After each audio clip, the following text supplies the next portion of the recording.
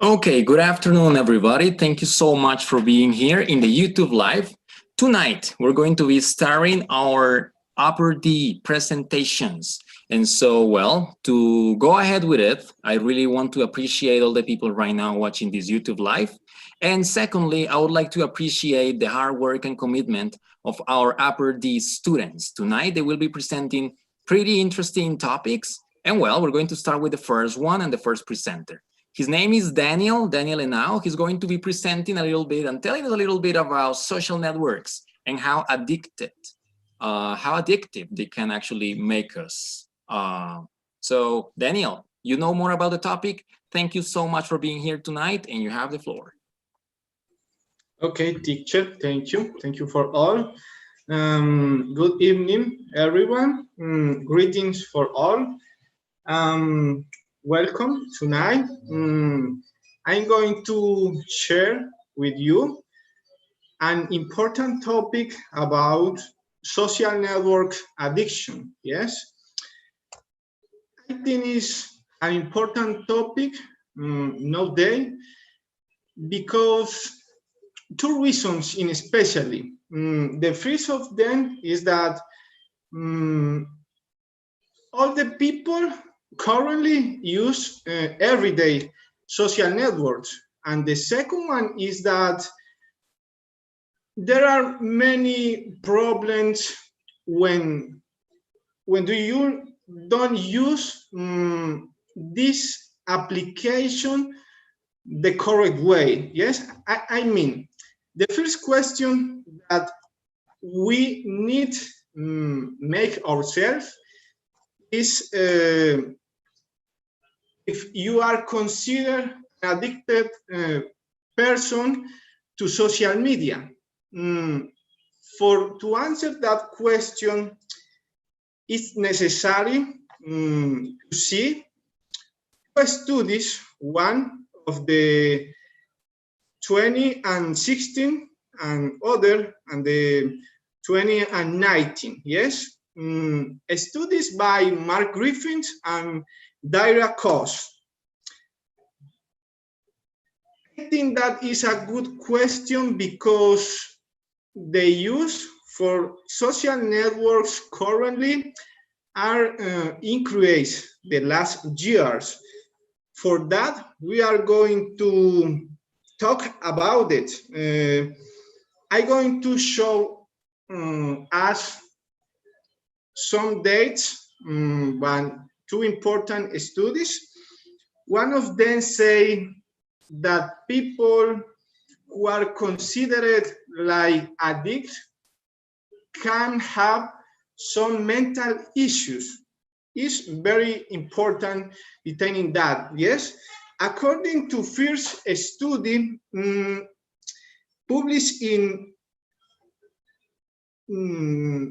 2016 by National Library of Medicine of United States, say us that people who stay 2 or more hours using social networks can become addicted people or have some issue mental illness. Yes, according with the same study realized in 753 people, it showed us that how our brain works when we are using social media like Facebook, Twitter, or Instagram.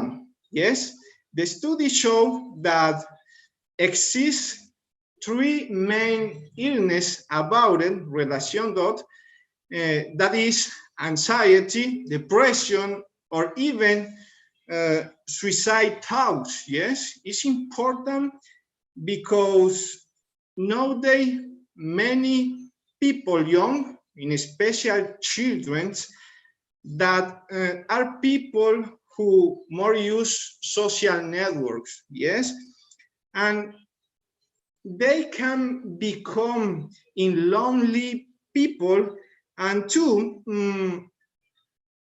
can become in solitary people who don't share a lot of time with her parents or with her family. Is unfortunately really.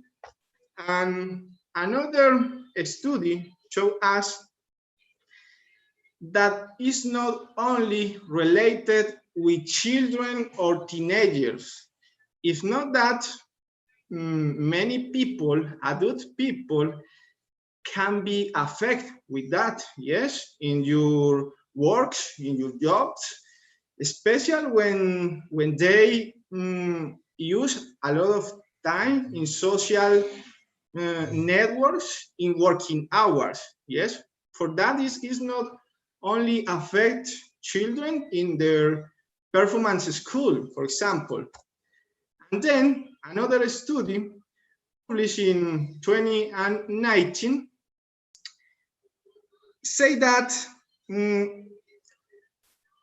2 or more hours using social media is dangerous. But if you use that social media for 5, 6, or even 7 hours per day, is a big problem. It is harmful. Yes, for that, take care.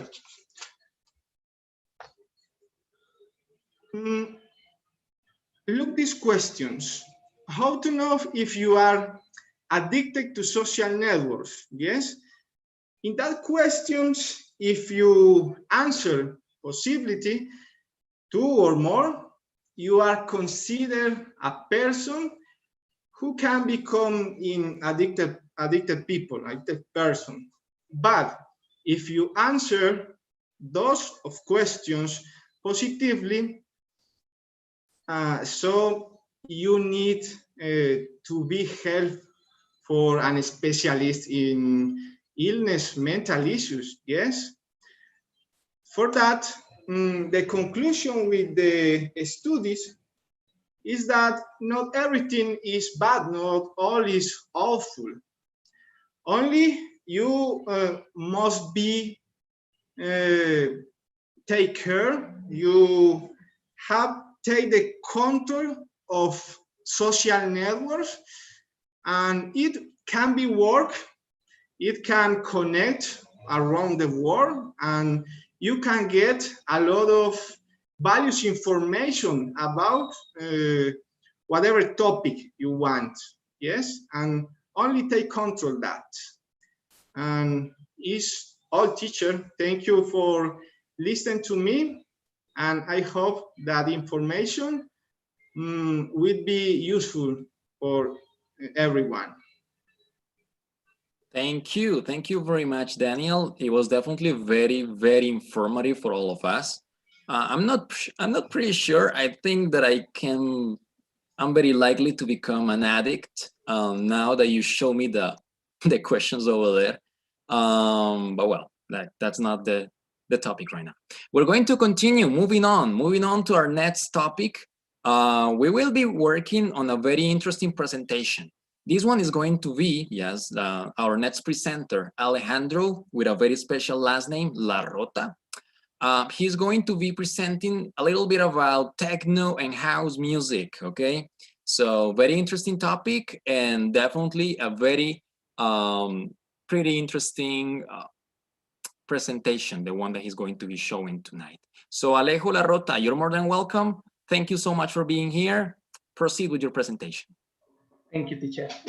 Like he said, my name is Alejandro Larrota. I'm going to speak about techno and house music, importance in these two series. First of all, I'm going to speak a little about subgenres, later a little about history and the influence history, and finally, and the focus of these presentations is going to be the important clubs and festivals around the world and in Colombia.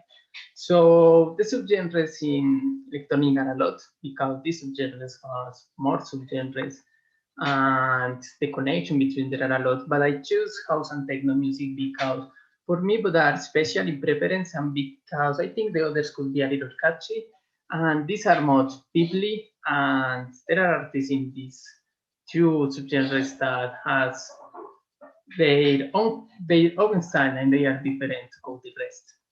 So the origins, the house music origins was in the 70s in Chicago in the USA, and it was with a purpose to give a safe space agreement and non-discrimination in these clubs with disco music too, because USA was suffering a lot for all the discrimination against Black people, about Latino people, and the community LGBTQ.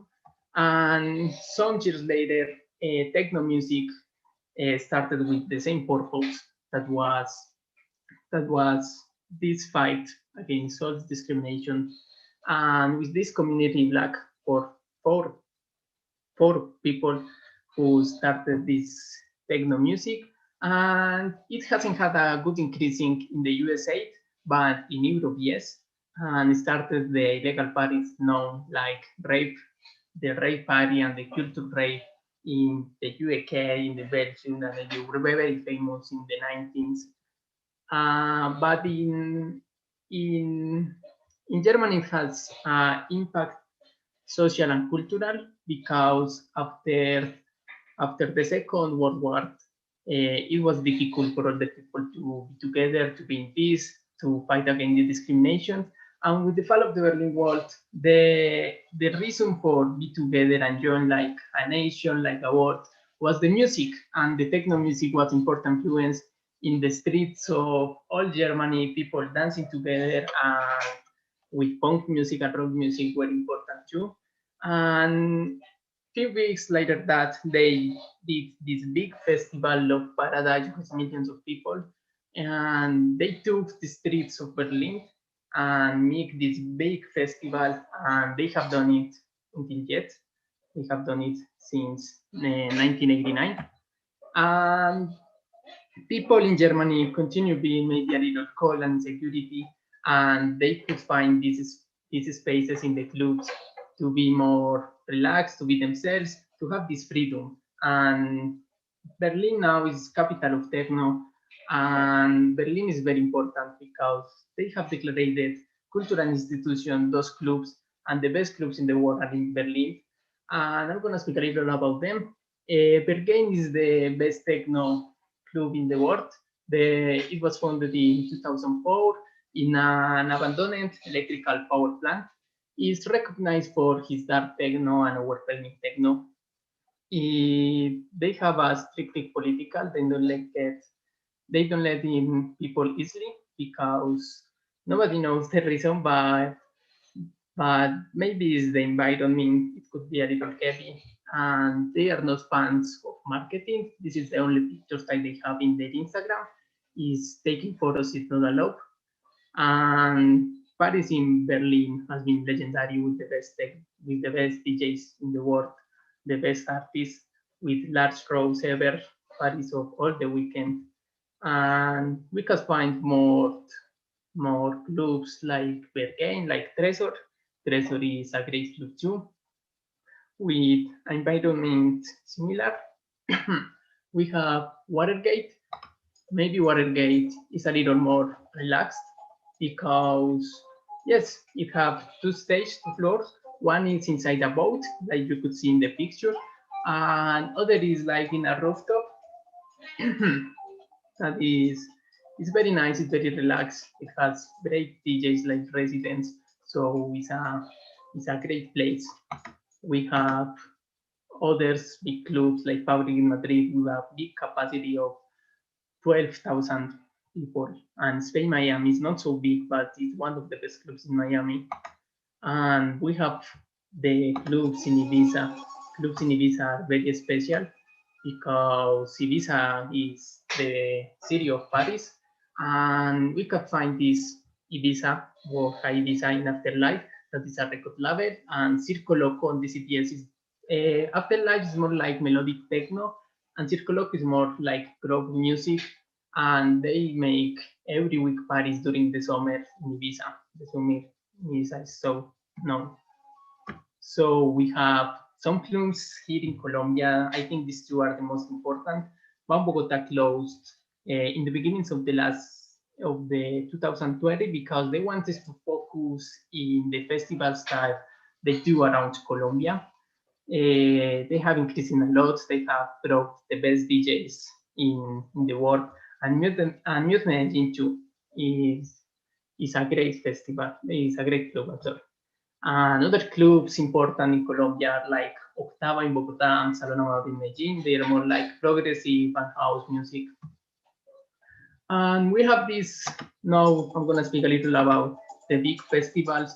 I think this is the best festival in the world because they built a big city just for a festival in the middle of a desert in Nevada in the USA, and has a unique vibe. It's very unique because they built a lot of great things. They built museums, and it lasts for more than a week every year, and it's more like experimental and alternative music. So it's great. It's a great festival. We have now Awakenings in Amsterdam. I think this is techno festival. This pure techno is big. Has like hundreds, thousands of people there every year with big stage, and it continues for all the weekend, for 2 weekends continues, and it's great. They have big stage, these big buildings, and the best DJs in the world of techno music are there. We have now festivals here in Colombia, like the BOM Festival in Bogota. This is this is big because, like I said before, BOM has increased like brand a lot because BOM has made things great. And they started with this festival in 2015 with a small festival of 5,000 people, and they were going to make a big festival of BOM Festival in 2020 of 25,000 persons. So they have increased in a lot, and this is great because they have helped a lot to Colombia's scenes, techno and electronic music. We have other festivals that make BOM, one is BOM Park in Medellin, in Jardín Botánico, it's great too. This festival that they meet in the desert, in Tacoa Desert, they have had some kind of problem because they said that it's difficult to make a festival in the middle of this desert, but they have done it great. And I think it's cool what they did. It's a unique festival, and the Buena Vida Beach in Cartagena is good too. We have Freedom in Medellin. I think this is the best in Colombia for me because have the perfect balance between party, cultural, and music. It's very underground music. Best is great. It's a great festival, and they have done it in the last 11 years. So it's great. We have these international brands that have made great festivals here in Colombia, like Resisten in Medellin and Cocoon in Medellin. Cocoon in Medellin is made for Spin Bat. Spin Bat is a great DJ, and the first time that he came to Colombia, it was a small party, a private party. Sometimes some people they could be drug traffickers because it was a small party, and there were ever people with guns guarding them. So it was a good experience for him and reaching out to another great DJ. So after some years that they came to Colombia and they saw all this cultural scene of electronic music, it was great for them to see these big festivals for the experience that they had before. Thank you so much. I hope you really enjoyed this presentation. I choose this because I really love this kind of music. I really love doing to going to this kind of parties. And maybe I wanted to share these little things that you maybe don't know about this kind of music. And that's all. Thank you so much. Absolutely. Thank you so much, Alejo. It was very interesting to get to learn. I actually didn't know there were like those huge festivals here. Like every single time that you think about the Tatacoa Desert, you only think about visiting, going sightseeing, but you cannot imagine that they can have a festival like those in the middle of that desert. And it was actually even more impressive when I got to see what they do in Nevada as well.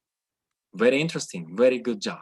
Thank you so much for informing us and for letting us know about it.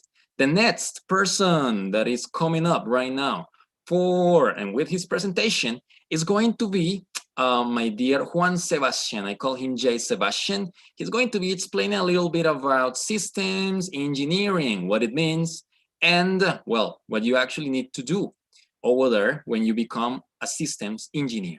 Thank you so much for being here, J. Sebastian. You have the floor.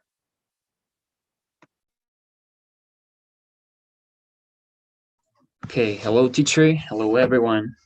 Tonight I'm going to talk about system engineer, as you said. Um, this is actually my career. I hope to be a system engineer, and I'm going to present you what I chose. In this case.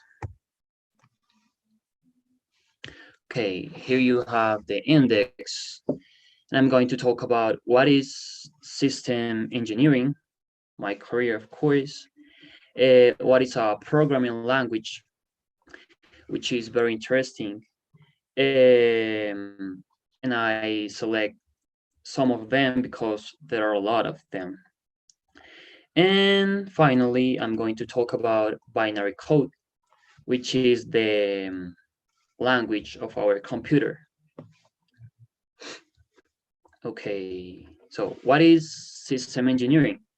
So as I said, is the career that I'm studying right now.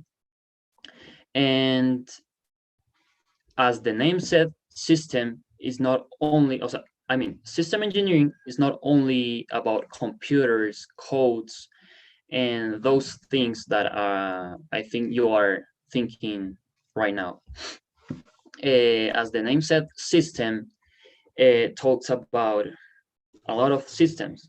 That's what I put that image about those years, because they represent a system. Each of them has a target in a system. If you put out one of them out of the system, of course, the system doesn't work. So that's what I'm talking about. So, for example, the solar system, the system of a car, our political system, each one has small things in each. So that's what I'm talking about this. And today I'm going to focus in programming languages, which is another topic of this career. So system engineering is right now, and is on high demand. It's a high demand career, and in the future going to be very helpful. This career in the United States um, just put out another career, which is accountancy. I mean, as a system engineer creates a software, and literally they put the other career out of the game. I mean, in the United States, they don't need more accountancies. Okay, so what is a programming language?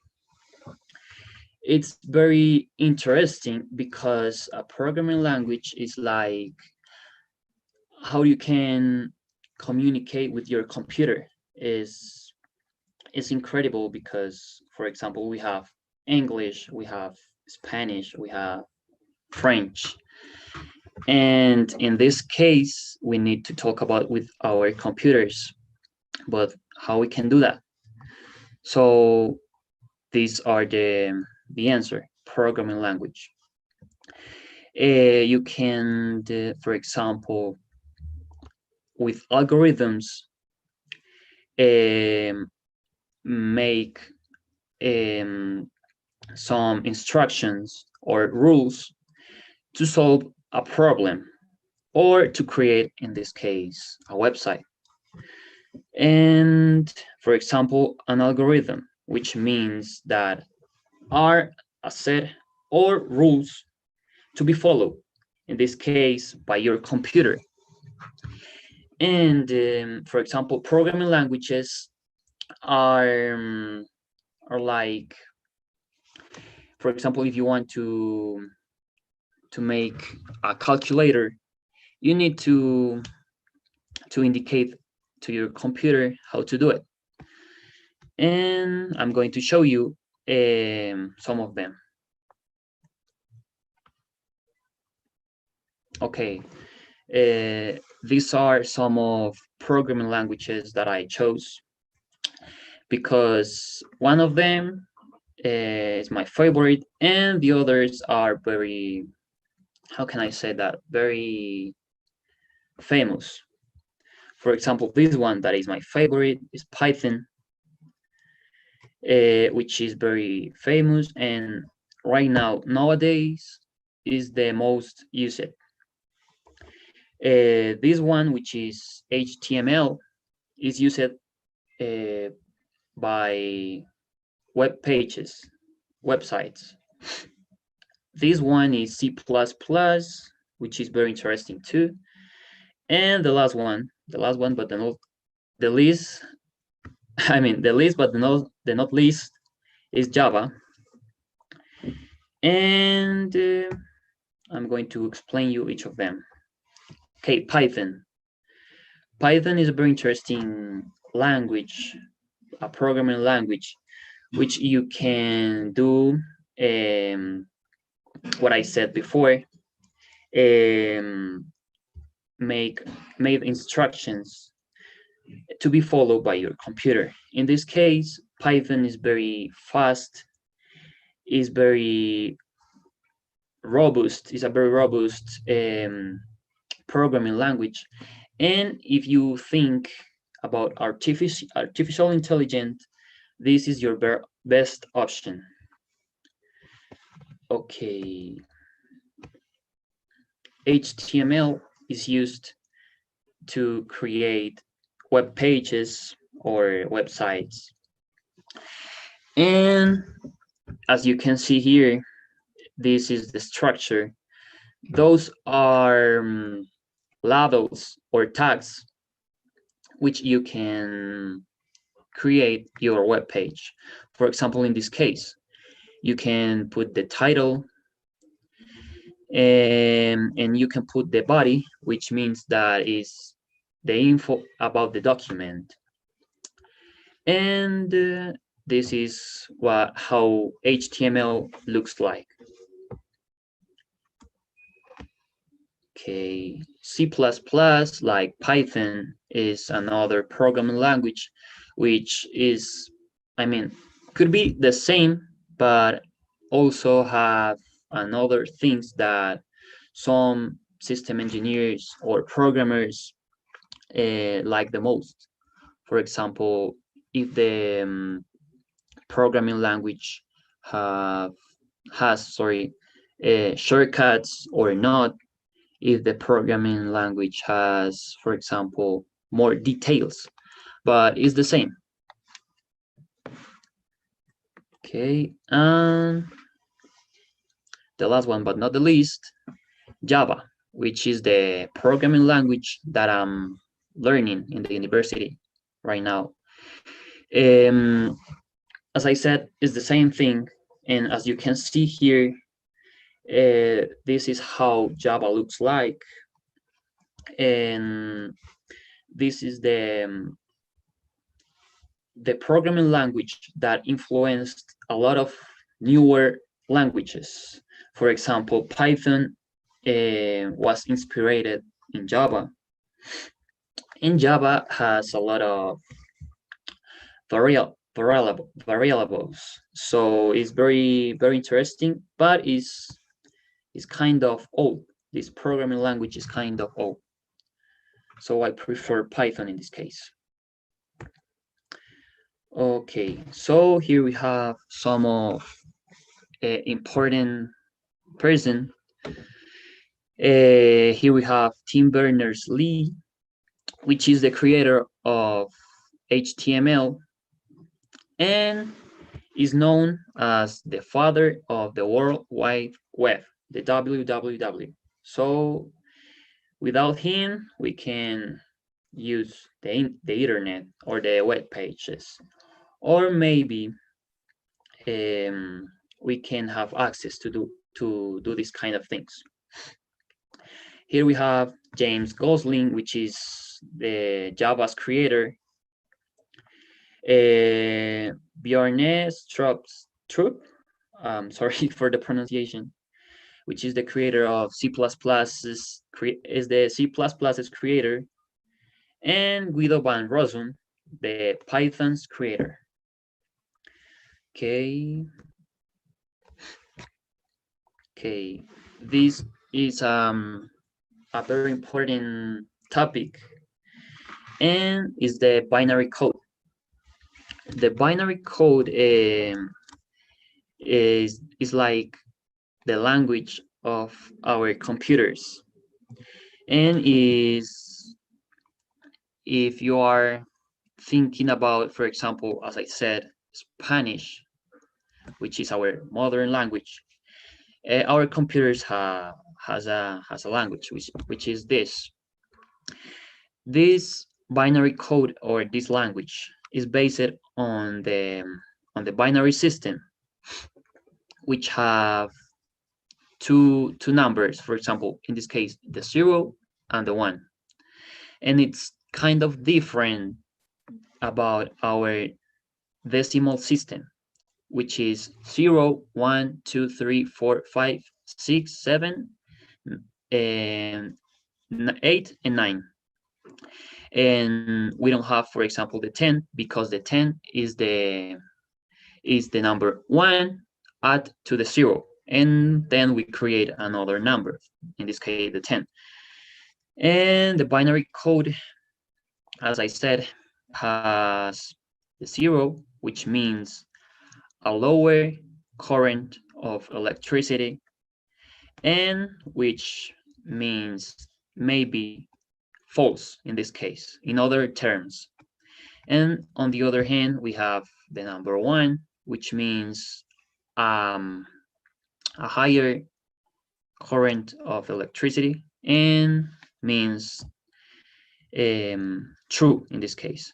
Those are, how can I say that, instructions for our computer to read the information. And that's the meaning idea of the creation of the programming languages. You put the codes, you put the algorithms, you write those things, and the computer translate this, and all of those things that you are seeing right now are those little numbers. For example, binary code, those things are just this. So it's kind of incredible how the technology improves and evolve each year. So that's my topic tonight, and thank you for see my presentation, and I'm going to say what I'm chose this career, or this topic, it's because I love the technological things. I love this kind of devices, and I want to learn how they works, because it's, for me, it's kind of interesting. So thank you so much, teacher, and thank you so much, everyone, for your patience. And here you have my presentation.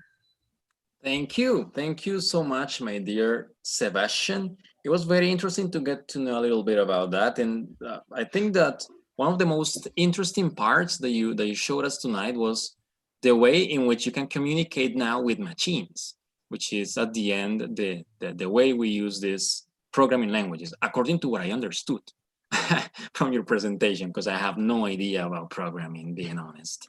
But thank you so much. It was very clear, and it was very, very interesting to get to learn about this presentation. Well, anyways, we're going to keep on working. Thank you for being here. And well, the next presenter, our next presenter is going to be, well, presenting a little bit about a very interesting topic as well. I don't know if someone from the groups or anyone that is right now watching us or whether in the YouTube live likes chess. Well, Diana tonight is going to be explaining a little bit about spatial intelligence and how we can actually develop this type or this very specific intelligence when we play chess. Thank you so much, my dear Diana, for being here, and you have the word. Thank you, teacher. Good night, everybody. I'm going to show my screen in order to start the presentation. Absolutely. Okay. How you know, I am civil engineer, but I am too a chess player. And the topic that I select is spatial intelligence. Is a topic that is important in all the aspects of the life, not only for the chess gamers. And the definition about this, spatial intelligence is the capacity that the individual has in front of aspects such as color, line, shape, figure, space, and the relationship that exists between them.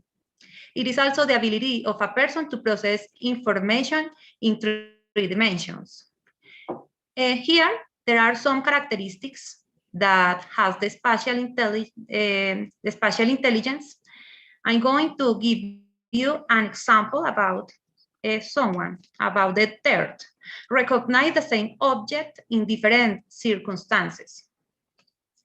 I'm going to show with you 3 objects, and you have to recognize and remember that. I'm going to show you, and after I'm going to change some object, and you need to tell me what is the color that the object that is not here. Everybody knows? The pink, wasn't yes, it? Pink. Yes. It is a condition that the people that have spatial intelligence have. For example, if you are driving a truck and you see a tunnel approaching, you should calculate if you can, if the height of the tunnel is enough to cross it, and it's other characteristic of the spatial intelligence. For example, there is an exercise for you. Here there is a picture, and there are 4 cubes, and you need to identify which cube corresponds to the picture. Maybe I'm going to give you 20 seconds. It's someone. The 4. The 4. Another. The second. Another.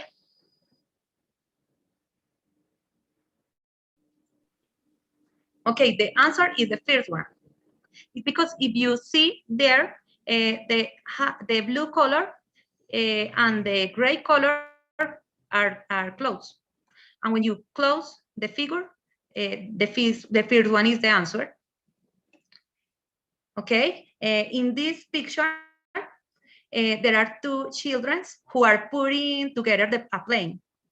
The girl is doing it using a manual, and the boy is imagining what it should look like. Both are using the spatial intelligence, but the boy is using in a best way. So an application of spatial intelligence for some careers, the architect, the pilot, navigators, chess players like me, the engineers, real is an ability that is used in all the careers, but some careers use it more. Now I have a video to show a driver go out of a parking space. It activity take him or her, him maybe, take him more than 3 minutes.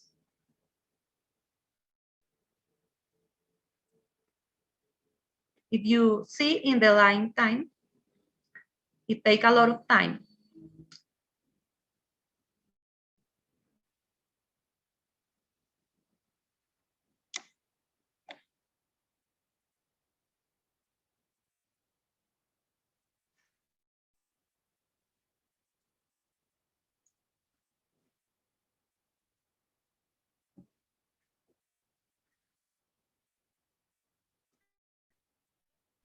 Okay, Really? finally, after 4 minutes, he go out.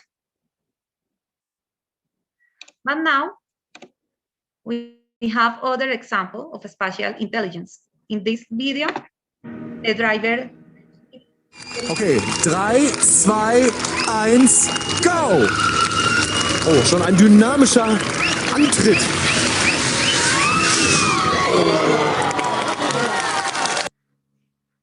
Both drivers have spatial intelligence, but the second one is better. Okay, the spatial intelligence in chess. When I play a game, the position that interests me to see is not what my eyes see on the board, but is what I see is the can occur within several movements. For example, this is a chess player's toe structure. When a chess player analyze the position, there are a lot of possibilities, and you need to select what is the first move, and after that move, what is the second one, the third one, and there are a lot of possibilities. Is why spatial intelligence is very used to project the movements. And in the second way, spatial intelligence is used to remember the position. A person with good spatial intelligence has memory of positions. And here or her brain, it is more accessible to master and remember geometrical structures. If you analyze and don't remember after what you think about a position, you lose the time. The third one way is spatial intelligence to make projection precisely and quickly. I like this example because some people think that chess is a slowly sport and it's a boring sport, and it's not the reality. Chess is an exciting sport. Now I have a video that can show. They are playing a game of chess in 30 seconds, and it's all the time that they have to choose the movements and finish the game. Que son 30 segundos.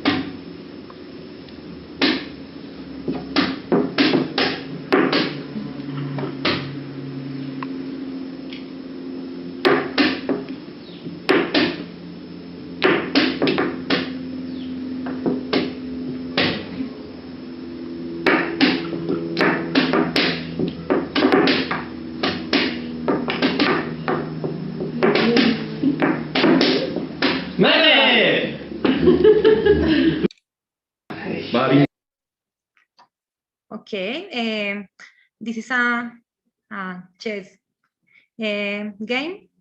I consider that chess is a very exciting sport. The conclusion about this is that chess law allows to develop spatial intelligence since it requires logical mathematics thinking, the projection of movements in organized, fast, and precise world. Thank you so much. All right, that's great. Thank you so much, my dear Diana. It was very interesting. I have to be honest, when I was looking at the guys doing the movements over there, I mean, I thought that they were just, playing to take each other's, different positions. But I honestly had no idea they were actually playing and doing the mental part and the critical thinking when it comes to making the decisions. So I'm impressed. Thank you so much for all of that. And thank you so much for your presentation. Well, coming up next, we're going to have our next presenter. She's going to be presenting a little bit about her thesis, a thesis that she's been working on, yes, and that is related to wastewater treatment, okay? And so my dear Camila, yes, just pull up your presentation over there. Thank you so much for being here, and it's a pleasure to have you presenting tonight. Good night, everyone. Today I am going to talk about one of the biggest problems that the world presents. It is important to be aware of what is happening around us in order to find solutions. The name of my presentation is wastewater treatment using starch. Anna, the next slide, please. Okay. Water contamination. Water pollution is one of the main problems of this century. It is caused by the waste that is thrown into different tributaries. This pollution has been generated by the excess of both industrial and organic waste. As the water is in this condition, it is not possible consuming it. This is one of the reasons why different methods are sought to clean it. These methods must meet certain conditions so that they can be used for human consumption. And now, the next slide, please. Okay.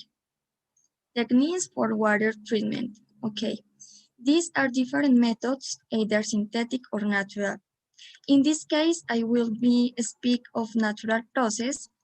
Water treatment agents include coagulation, flocculation, bacteriostatic bactericidal agents, scale inhibitors, among others, are especially important in the field of water treatment. Coagulation flocculation is one of the most used techniques for water treatment. There are physicochemical processes used to remove colloidal particles from wastewater. Okay. The colloidal particles, these are,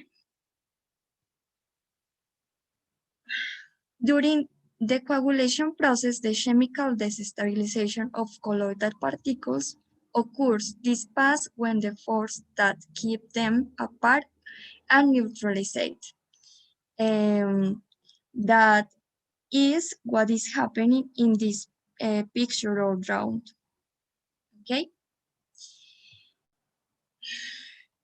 The next step is flocculation. In this phase or step, they finally divide and disperse particles agglomeration, forming in a floccule that is precipitated by the difference intensity with water.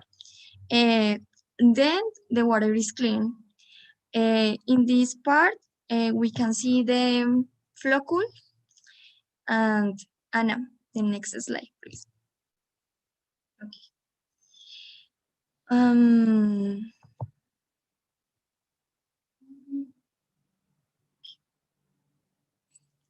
One of the most widely used flocculants of biological origin is starch. We can find starch in potatoes, in rice, corn, in different in different botanic source.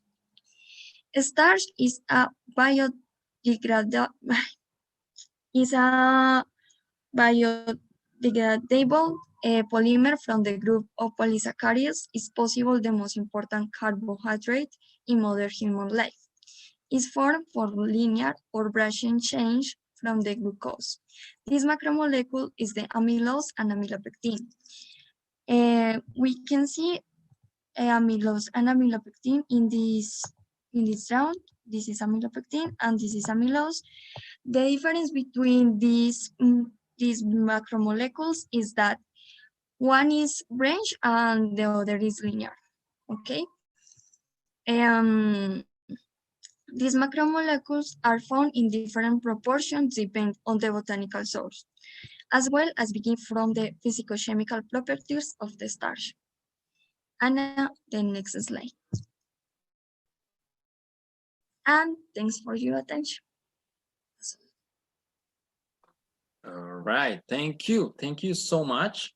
It was actually kind of difficult to understand some of the terminologies over there, but well, it is actually it has to be technical because it's part of a master's, yeah, and it's also part of something that you really needed to explain over there in your thesis. So thank you so much for sharing a little bit of what you have been doing and working and researching as part of your master thesis. Thank you so much. Let's continue. To you, thank you for being here. We're going to continue in the order of the presentations for tonight. The next person, my dear Alejo, yes, another Alejo.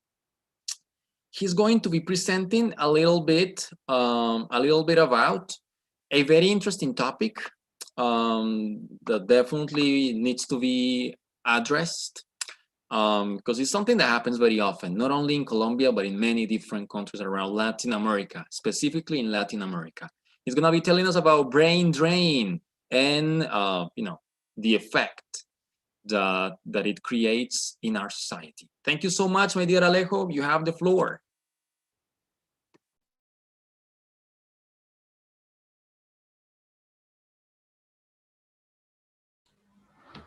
Hi, teacher.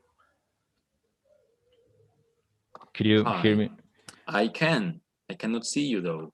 Yeah, it's just that I don't know why I'm having some problems with that in this moment, and I don't know why. All right, okay. No worries. You can try to fix it while you start your presentation. My gosh. There Yeah, you go. you finally can watch me, right? Absolutely. Okay. Okay, good evening, everybody. Well, my topic is brain drain, big minds in a small country. First of all, I would rather you to know what does brain drain means in order to give you a context. According to Cambridge Dictionary, is the situation in which large numbers of educated and very skilled people leave their own country to live and work in another one where the pay and conditions are better. There are three steps which I divide every one of them to develop my topic. The first one, the process of immigration for people in Colombia.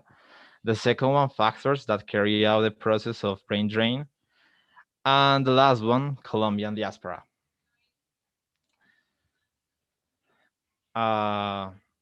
Cystics. Well, in this period of time, was the high class in our country who wanted and could go to the overseas in order to study. Basically, it was the privileged people who could do that. in the 80s, all of you know that this term of time, it was not,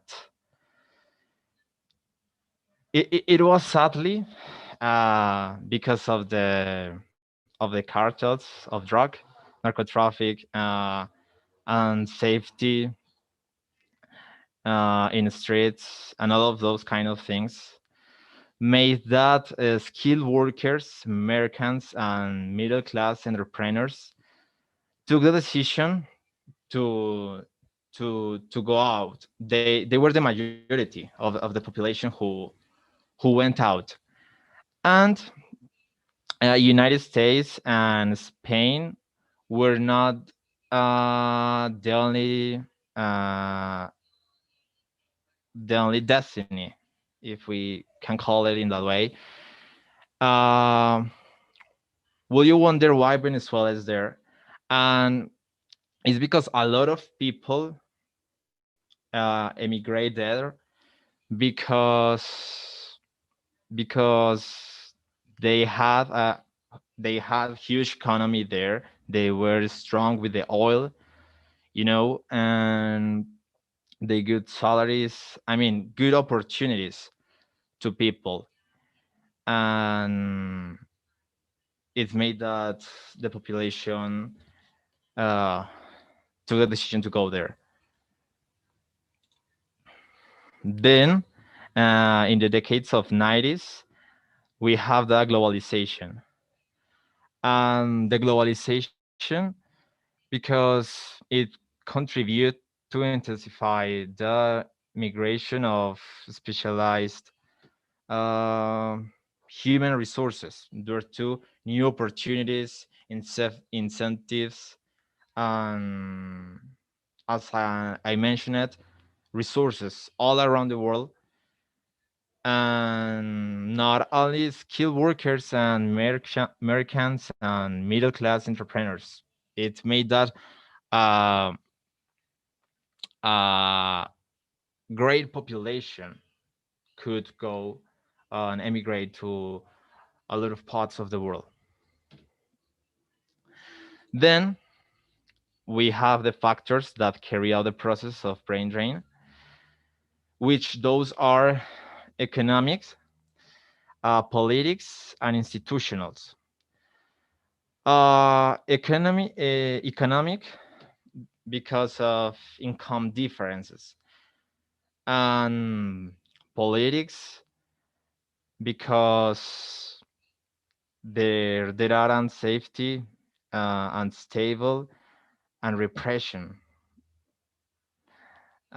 Basically, what we have today in this current situation, sadly. And institutional, there are no chances and opportunities for the professional because of the environment. So basically, and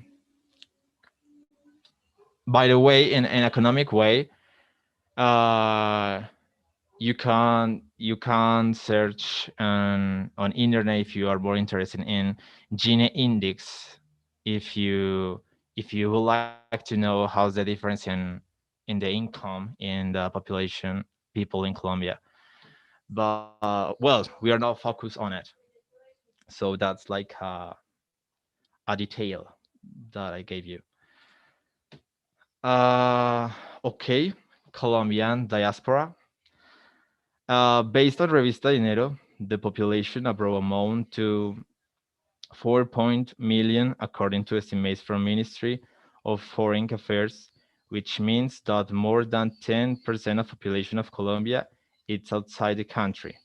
Dinero 2019. Um, Ministry of Foreign Affairs, uh, they they feel we we should feel proud of it, because there are a lot of population in the overseas, and imagine that just 4.7 million of people, it could be the second biggest city in our country. Uh, However, they said that because we have to feel proud of it because the participation and the visibility in the overseas uh, has improved during the last years, but we can wonder why all of those people took the decision to emigrate. Do we really feel happy about it? I don't know. We could find a lot of answers there. Um, Nevertheless, there are an important fact that is related with Colombian diaspora. That is brain gain. Um, what is a brain gain? But I don't know if you are watching me. Just that I wanted to. No, unfortunately, your camera was off. I don't know why, teacher. It's all right. Don't worry. No, it's just that I need it because I wanted to explain it that if you Oh, were okay. watching me. Uh, I think no. Hmm. Well, I can't. Well, with imagination. Imagine that on your hand is is our country, and out of out of our hand, it's all around the world, and a population that we have on our on in sorry on our hand went out in order to study and to become better. And the purpose is that they become to they come back to our country in order to they apply all of those things that they learned. So to make society better, to teach people, to transmit all of knowledge they have, and that's a brain gain because it contribute to the society. But uh, if they don't return, so we we are not winning anything. We lose them because if they stay in the overseas, we didn't win. Venezuela won, or Spain, or the States, or those countries. For example, the immigration rate of highly qualified human capital corresponding to 10.4% of Colombian population. The most relevant data was the of the doctor 2,820 professionals from the branch, that is 5.7% of the doctors trained in Colombia left the country, said the World Bank in 2011. So imagine that just to have all of those doctors that are preparing for apply all of those kind of things that they learn, and simply just they went out. So Colombia lost all of those things. Uh, Finally, to sum up, uh, Colombia is a country of immigrants, more than immigrants, and the factors that I mentioned before as politics, economic, institutional, those things have made our population has taken decisions to go away. And nowadays, that's nowhere. It's the current situation. Unsafety and stable repression, it carries on in our society, and institutions doesn't give the chance or the opportunities to people to progress and to to have the quality of life we deserve. So I think as a as a young man, I've watched a lot of young people that want to prepare to study here in Colombia, but then just to take the decision to go away. And what happened with the brain gain? Is Colombia going to have that brain gain? I don't think so. Um,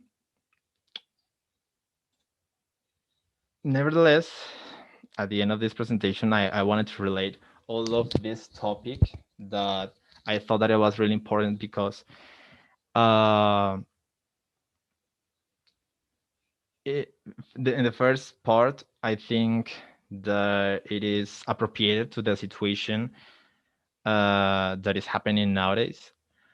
And in the second one, I wanted to relate it with English because English is a tool, and that's the reason why we are here to preparing for. And and the first question is, what are you studying English for? And the second one is, will you leave your country or do you stay? Thank you so much. That was my presentation.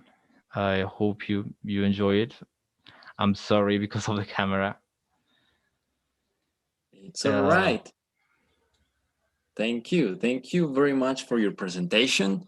Those two last questions are pretty difficult to answer.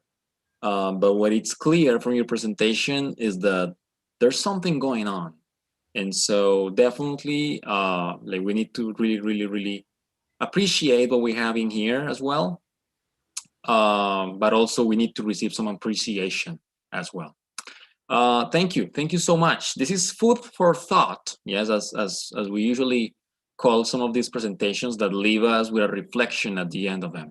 Thank you so much for that, my dear Alejo. And absolutely, we're going to continue moving on in our agenda for the night. The person that is coming up next, she is going to surprise us with a very interesting topic. I honestly don't want to, I don't really know much about it. It's the first time that I actually learn about the word factfulness. And so I'm really looking forward to keeping learning a little bit more about it with your presentation, my dear Sofia. Thank you. Thank you so much for being here. And well, please, just tell us what it is about. And thank you for being here. Okay, sure, teacher. Can you hear me perfect or? I think it's okay. It's decent. Yeah. Okay, I don't know if here it's better, but I will start. Okay, for the final task, I have the opportunity to choose between three options. First, an interesting or useful information about my profession, I'm an economist, or an interesting book that I have read, or a global issue that I think that people should pay more attention to. So I remember a book that I read at the university in economic measurement called Factfulness. Factfulness. It's wrote by Hans Rosling, Olaf Rosling, his son, and Anna Rosling, his daughter-in-law. Okay, this book talks about how the bad use of the data conditioned the overview of the world's problem and 10 reasons that we are wrong about the world. Bill Gates qualified this book as, I open quotes, one of the most important books I have ever read, an indispensable guide to think clearly about the world, I close quotes. Okay, It's a 350 pages book, which means that it's completely impossible to talk about everything in just 10 minutes, but I'm going to do my best to catch you and to try you to convince you to read the whole book. So let's start from the beginning. What does factfulness mean? Factfulness means the full consciousness of the reality of the facts. The book is about the world and our way to understand it.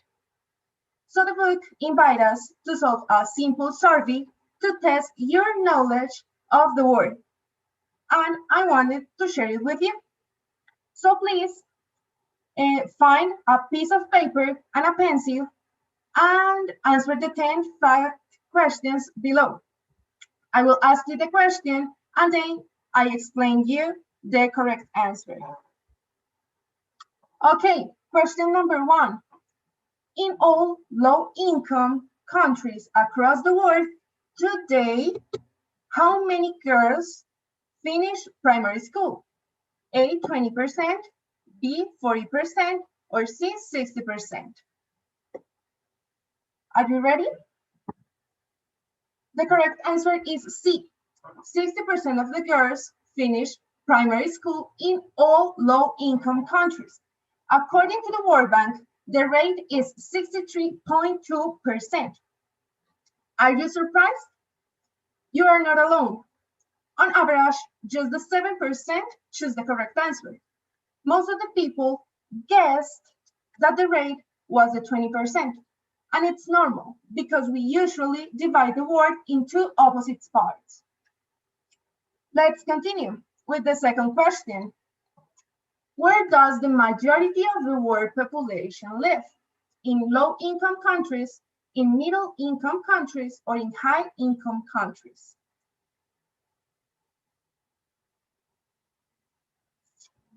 The correct answer is B, in middle-income countries.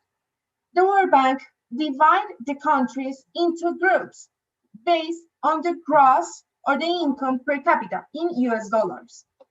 Also, the World Bank, the low-income countries only represent the 9% of the whole population.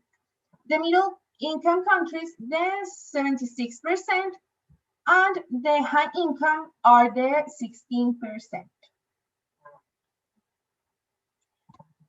Let's continue with the third question. In the last 20 years, the proportion of the world population living in extreme poverty has almost doubled, remained more or less the same, or almost halved.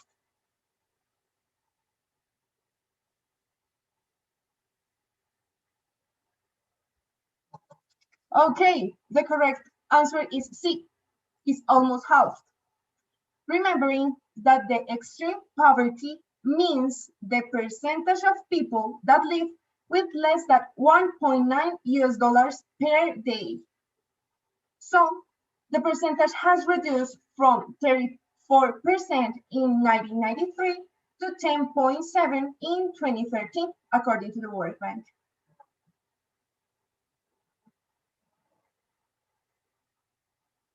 Well, okay, question number 4. How did the number of deaths per year from natural disaster change over the last 100 years? More than doubled, remained about the same, or decreased to less than half?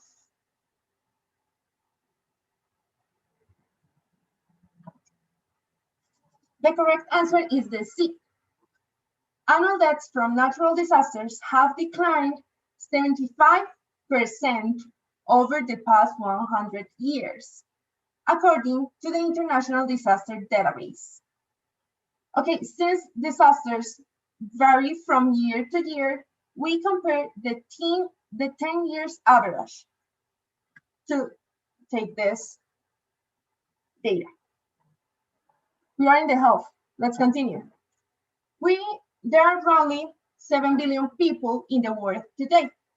Which map shows best where they live? Each figure represents 1 billion people.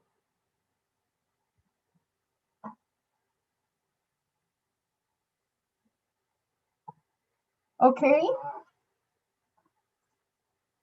The correct answer is the A. The world population in 2017 is 7.55 billion. Usually, the figure will be rounded to 8 billion, but the book left it in 7 millions because to have the data region by region. Okay, the population for the 4 regions, that it's the Americas, Europe, Africa, and Asia, it's like this. 1 million in the Americas, 840 millions in Europe, 1.3 billions in Africa, and 4.4 billions in Asia. Question number 6. How many of the world's 1-year-old children today have been vaccinated against some disease?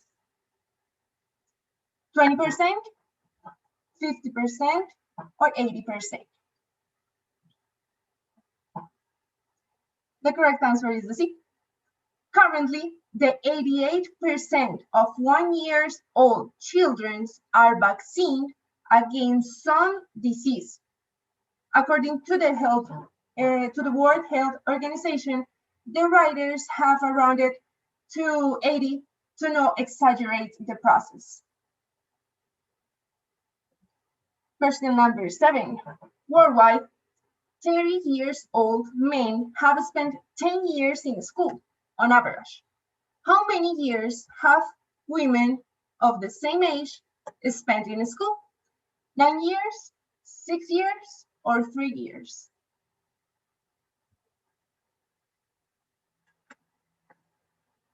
A. The correct answer is the A. Worldwide, women aged 25 to 34 years have been in school for on average 9.09 years, while men have been in school for 10.21 years. So we are kind of the same in this thing. This is an important one. In 1996, tigers, giant panthers, and black rhinos are all listed in an endangered. How many of these 3 species are more critically endangered today? 2 of them, 1 of them, or none of them?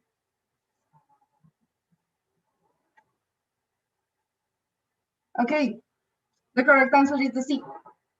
None of them, these 3 species, are qualified as more threatened today than it was in 1996.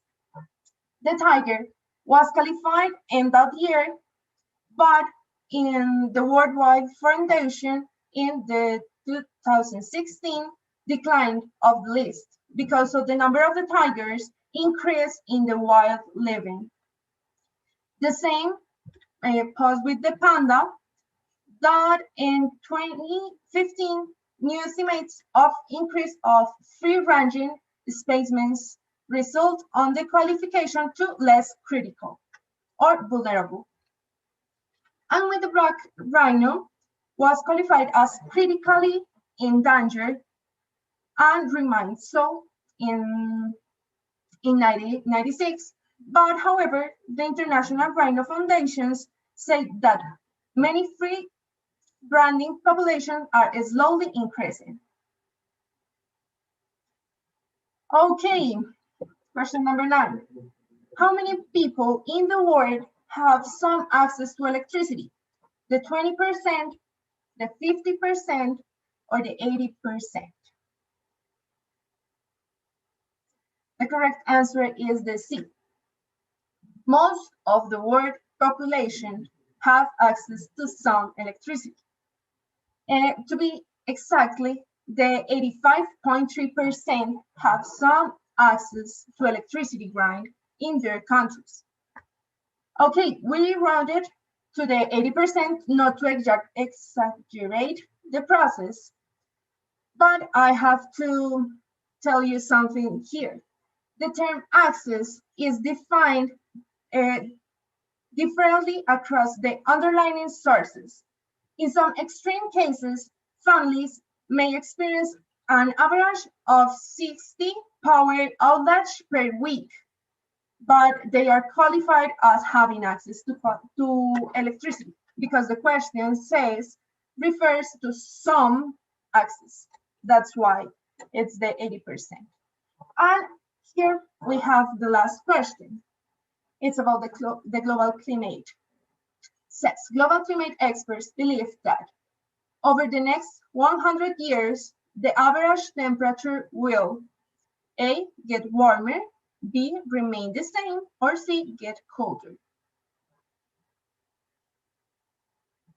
I think we all have this correct. And why? Because there is an urgency, sorry, there is an urgency instinct because it's now or never. We can block our roads and our minds because of that. We have like in our minds that the world is getting warmer and warmer each day. And the factfulness is recognizing when a decision feels urgent and remembering that it is rarely is. Okay, we have completed a huge overview for this book.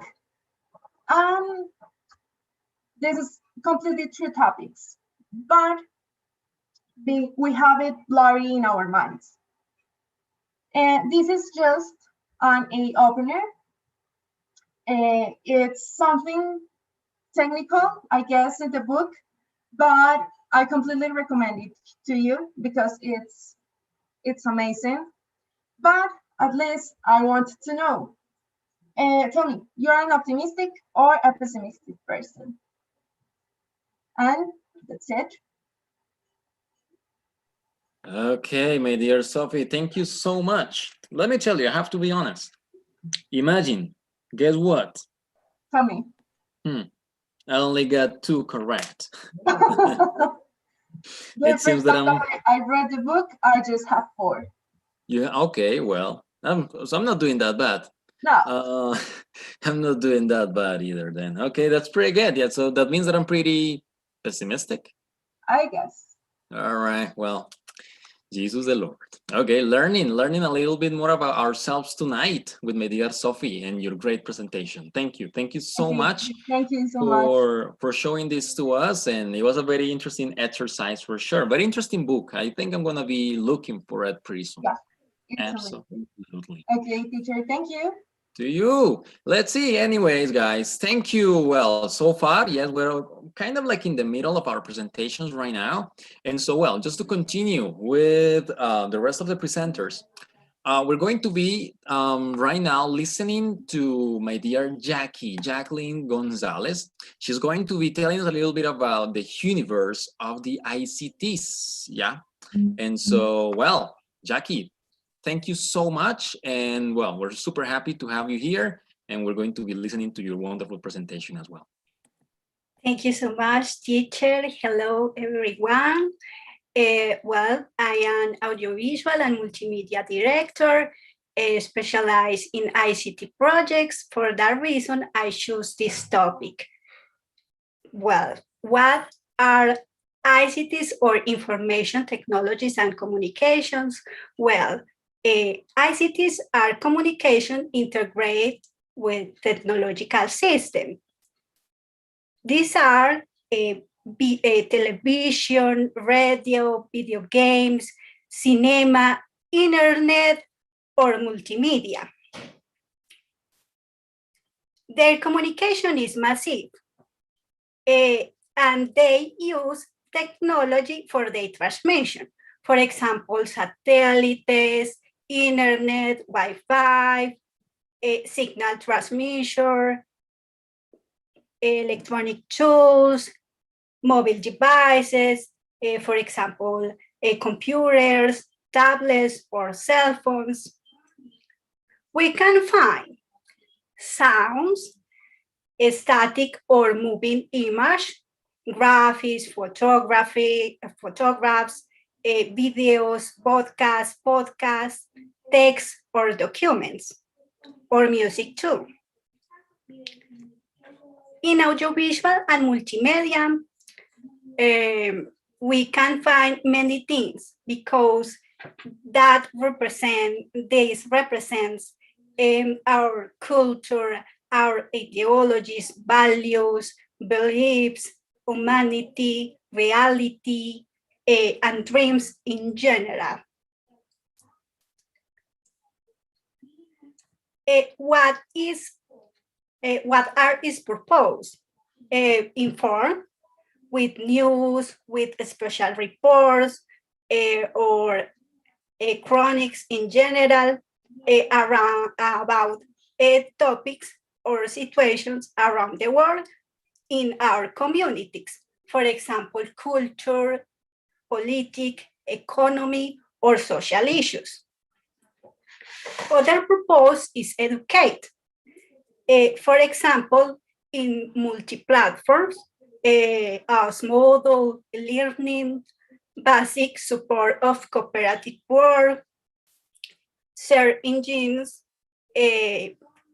specialized in academic or scientific contents or research, and documentaries about specialized programs. For example, Animal Planet, National Geographic, Discovery Channel, or History Channel. Other purpose is entertain with movies, series, reality shows, music, and many others. These promote talent or skill and presents a story with a beginning, middle, or end to easy to understand. For example, The Boys, Big Factor, reggaeton, and funny movies. Other purpose is reflect about that, about analytical, abstract, deep, or reflexive stories. For example, Games of Thrones, Life is Beautiful, Matrix, Money Heist, Soul, or for example, comic, superheroes, or fantastic stories. Other purpose is persuade.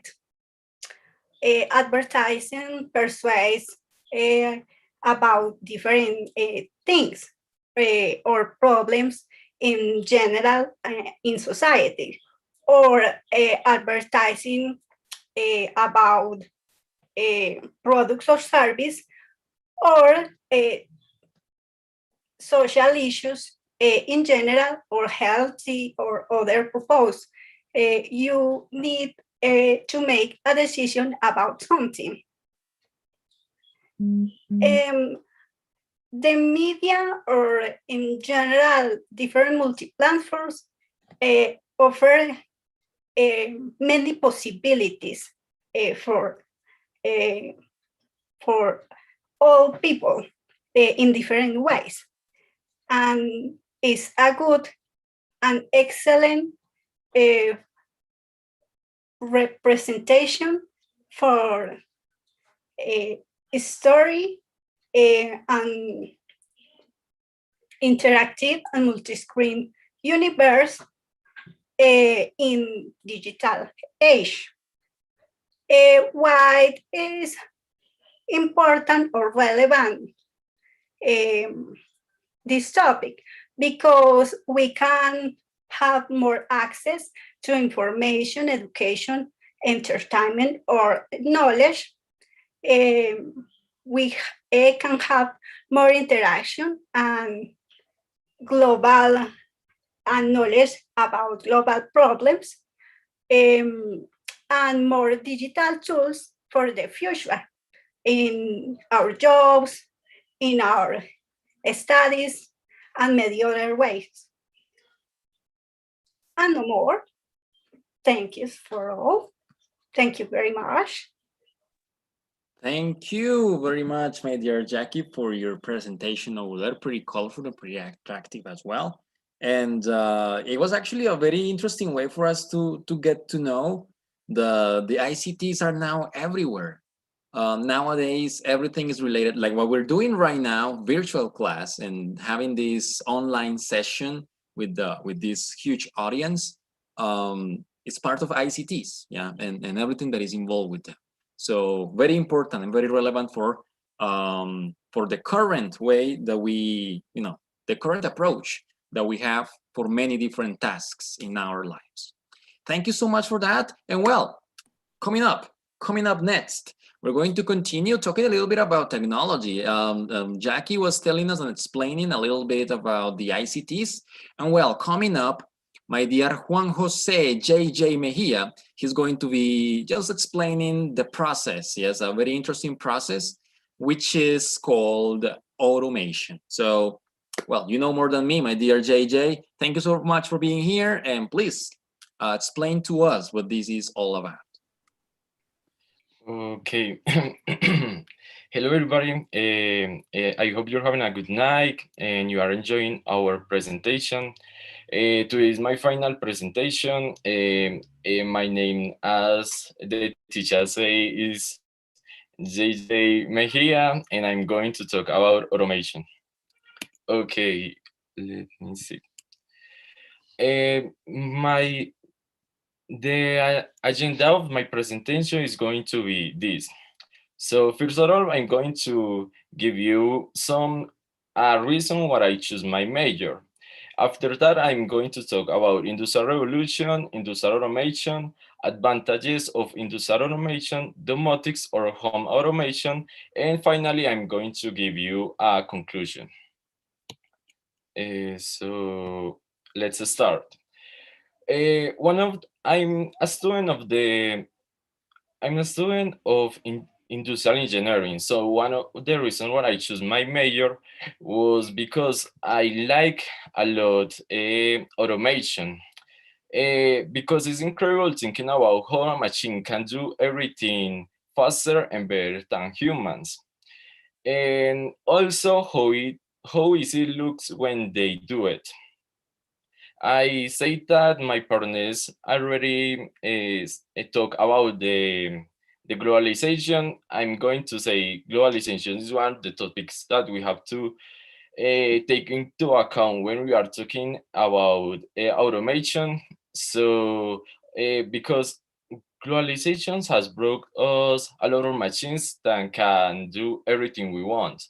I think was J. Sebastian that explained a little about program commands. We just have to program commands that the machine understand and the machine will do it. And the work that we would do in an hour, the machine could do in seconds. So that's something interesting. Let's continue.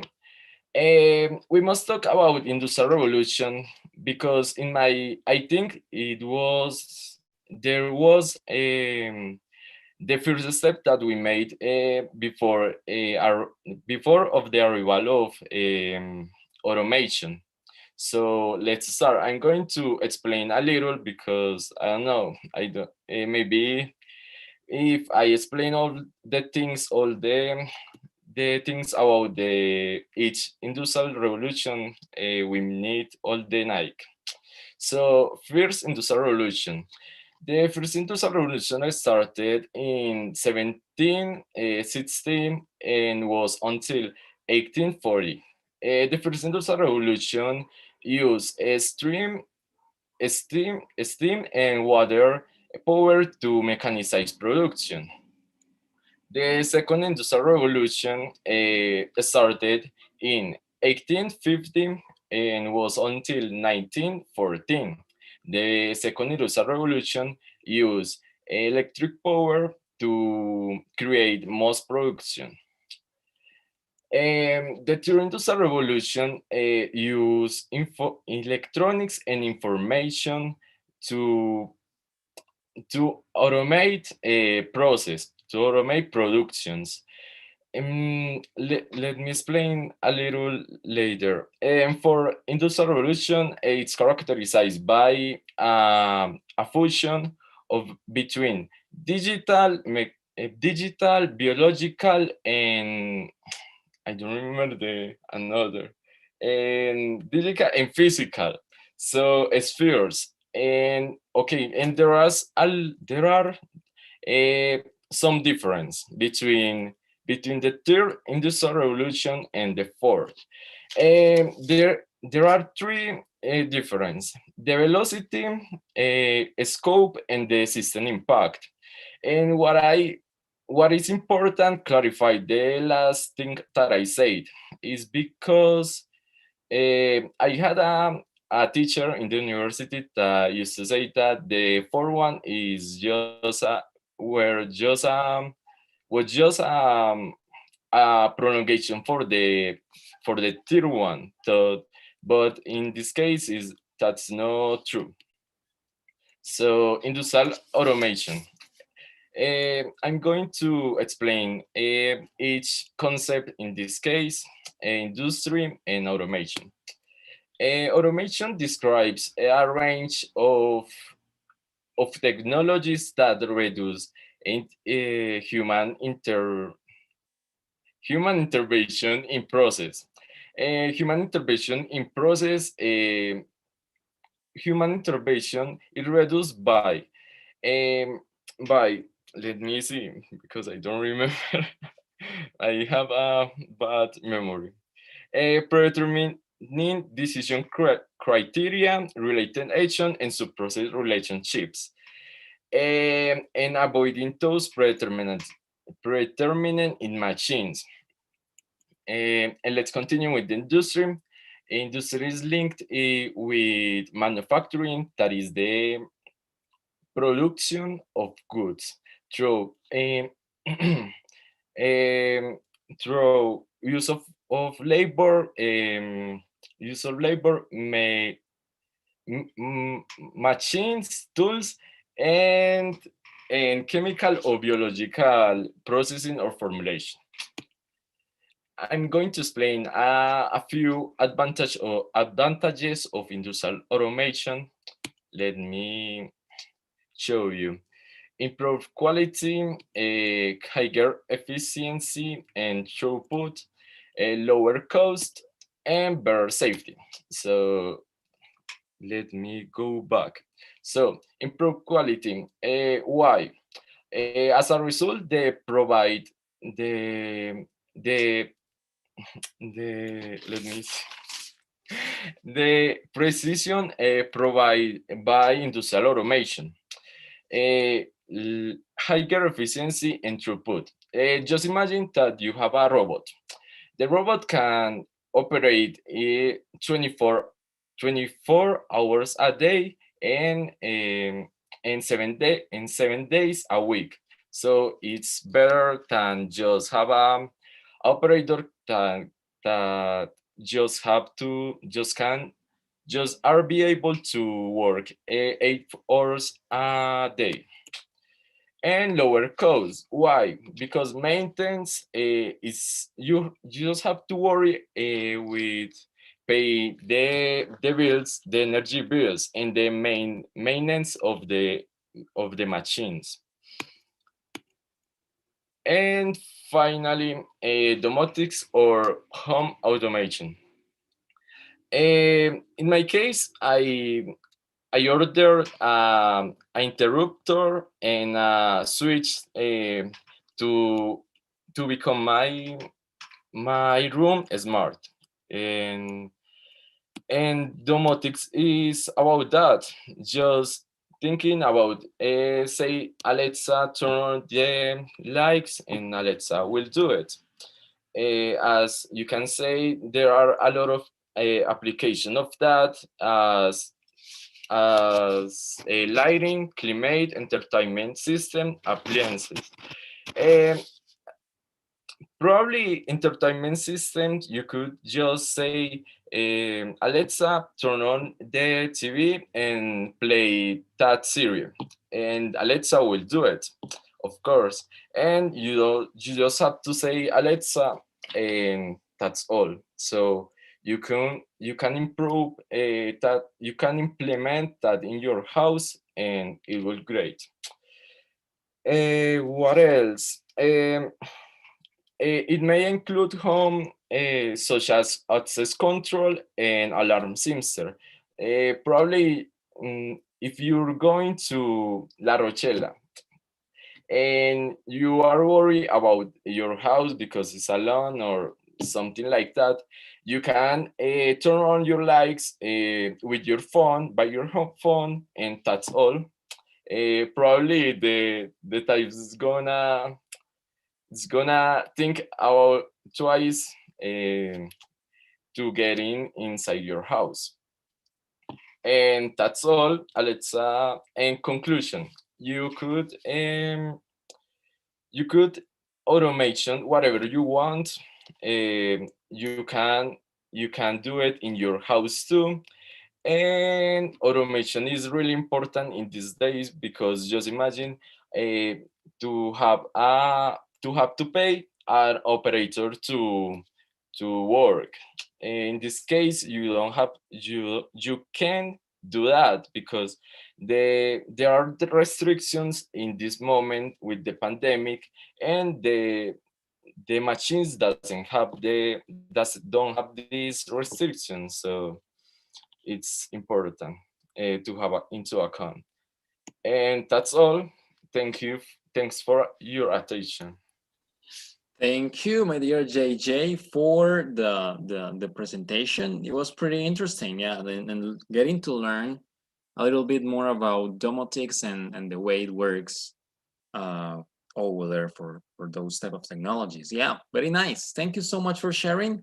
Definitely very important, and I think that part of that automation process is the one that is helping us in our economies nowadays. Well, like considering the fact that there are many people that cannot go to work to do certain things. So amazing job. Thank you so much, JJ. And well, we're going to keep on moving with our presentations right now. Talking about our current situation, and well, that includes a pandemic.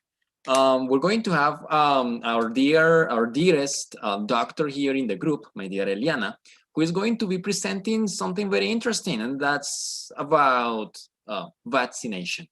So, well, I really hope that all of you enjoy the presentation. I really believe that we're going to get or come across with very interesting facts over there. So, Ellie, thank you so much for being here. And, well, please explain to us what your presentation is about. Thank you, teacher. Good night. My name is Eliana Gonzalez. I am doctor, and tonight I am going to talk about COVID-19 vaccine and why is the best way. Oh, one moment. Okay, first we talk about our objective. Second, some history. Third, SARS-CoV-2, COVID-19. And fourth, the most important thing is about myths and facts. Okay, our principal objective in this presentation is sensitize us about the vaccination and how our defense mechanism to fight the coronavirus. Why I decide to choose this topic? All the time I heard the people talk about the vaccine, how dangerous mechanisms. And obviously it's a medication and obviously have some risk, but in this moment is our best option. I want to remind you how the vaccination has been saving lives for many, many years. And the first vaccine in the world was against smallpox in 1798. The investigator Edgar Jenner observed that when the people have contact with other people with the disease was more serious. But when the people had contact with cows, the disease was low. And he decided inject the cowpox on a child and observe the reaction. And the reaction was that the child didn't contract the disease.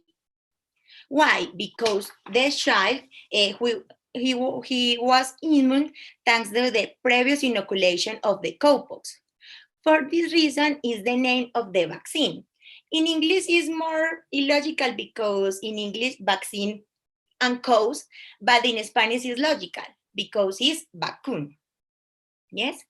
Scientists discover many people study about the vaccine and discover many vaccines around the world. And thanks to this we can some vaccines in this moment, including the COVID-19 vaccine in 2020. Each vaccine have their own goals, but in general, the vaccines have three principal goals. First, decreasing mortality in general around the world. Second, infectious disease control like measles and varicella. And third, eradication of infectious disease like smallpox. In this graphic, you can see how is the behavior do some vaccines when fight the many disease in 30 years, since 2000 to 2030. All decrease the mortality in general. The hepatitis B, the Haemophilus influenza, the papillomavirus, all decrease the mortality in 30 years. Yes.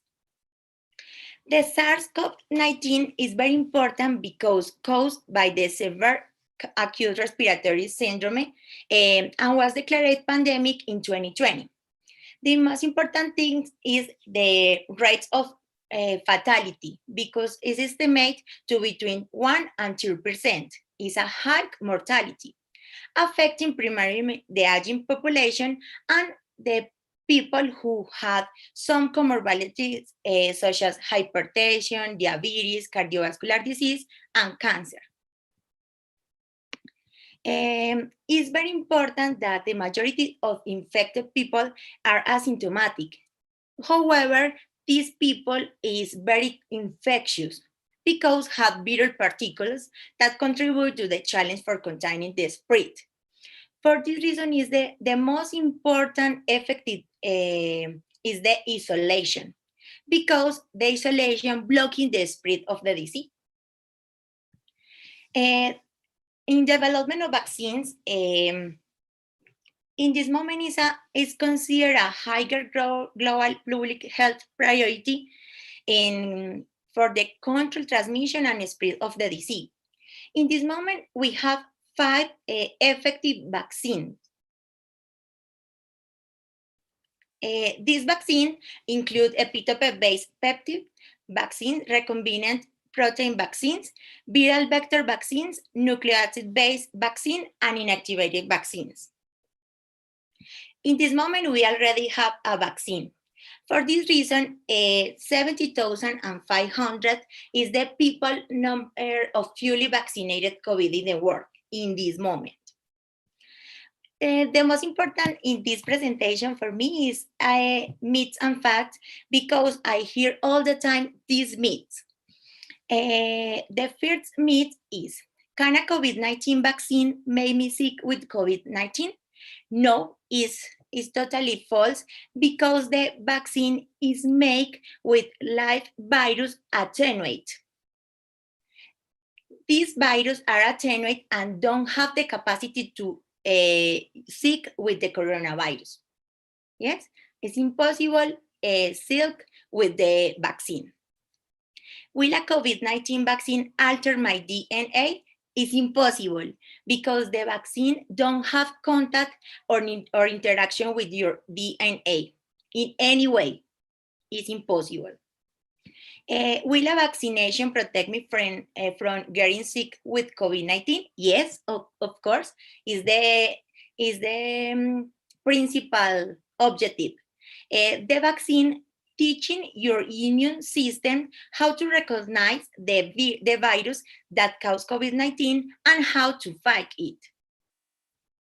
Is the principal reason. If I already had COVID, though I still need to get vaccinated, the recommendation is yes, 1 dose, because you need to produce more antibodies to fight the coronavirus. Vaccines are not safe or effective because they development so quickly? No. Thanks to the unprecedented scientists and government collaboration, effective COVID-19 vaccine were made possible in so quickly in record time, but are effective. Once I get the vaccine, I will be able to stop wearing a mask? No. The recommendation is continue to apply protective measures such as mask and social distancing is the most important thing. The principal conclusion in this presentation is the vaccine is our best way. In this moment, for example, in USA, we lost some doses of vaccine because the people don't want get the vaccine. In USA, exist many people that think the vaccine are very dangerous. And I want to express this consideration with their family, because the vaccine is our best way. Vaccines save lives every minute around the world. The benefits outweigh the risk. It's important to live with the disease. It's important because for the control or maybe eradication of the coronavirus, we need more time and vaccine a lot.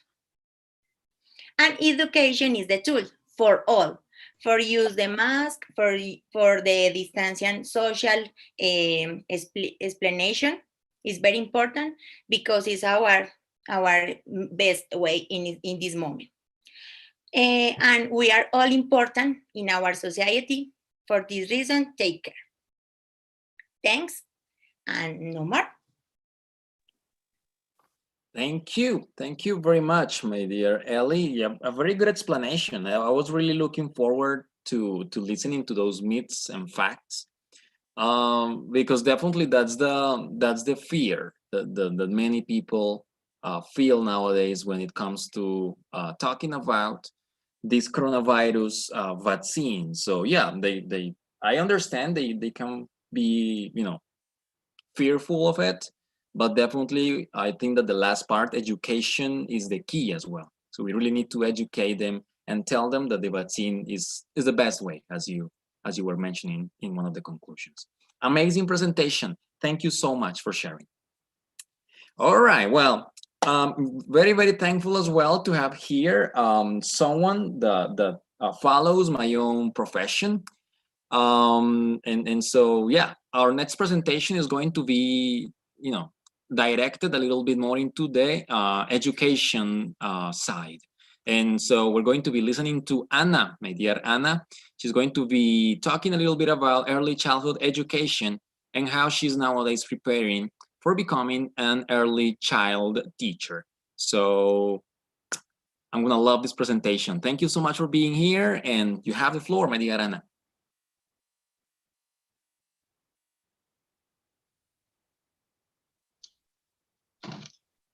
Okay, hello to everyone. My name is Ana Maria Davila, and as the teacher said, my final presentation is about early childhood education teacher. I choose this topic because it is very important to me and it could also be interesting for you. It is about my career, my profession, and I'm probably going to dedicate myself to this my whole life. And it is something that not only involves teacher, because maybe you want to be parents in the future and your children will need initial education. And this topic is important to society because we have all gone through the early childhood process and our future generations will too. Okay, I am going to start with some questions. I don't know what happened.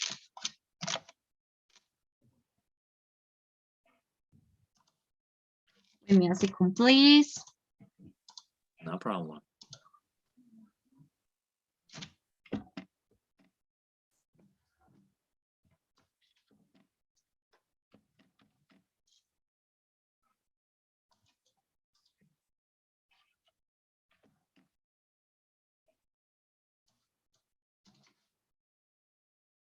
Okay, I want to start with some questions to introduce you to the topic. And the first question is, what is early childhood?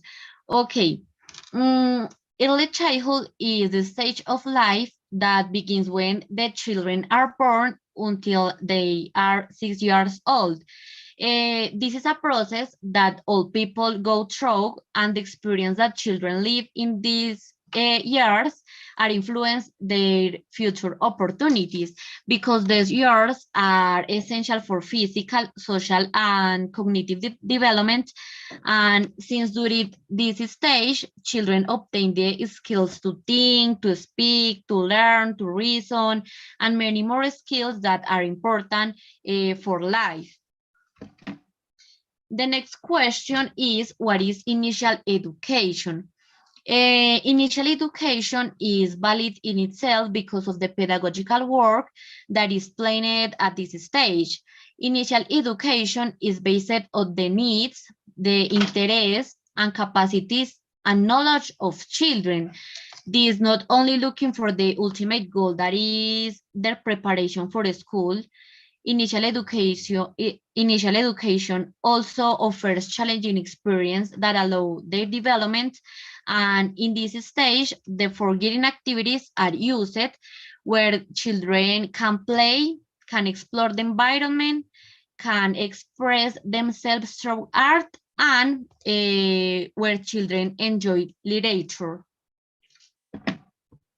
The next question is, how should an early childhood teacher be?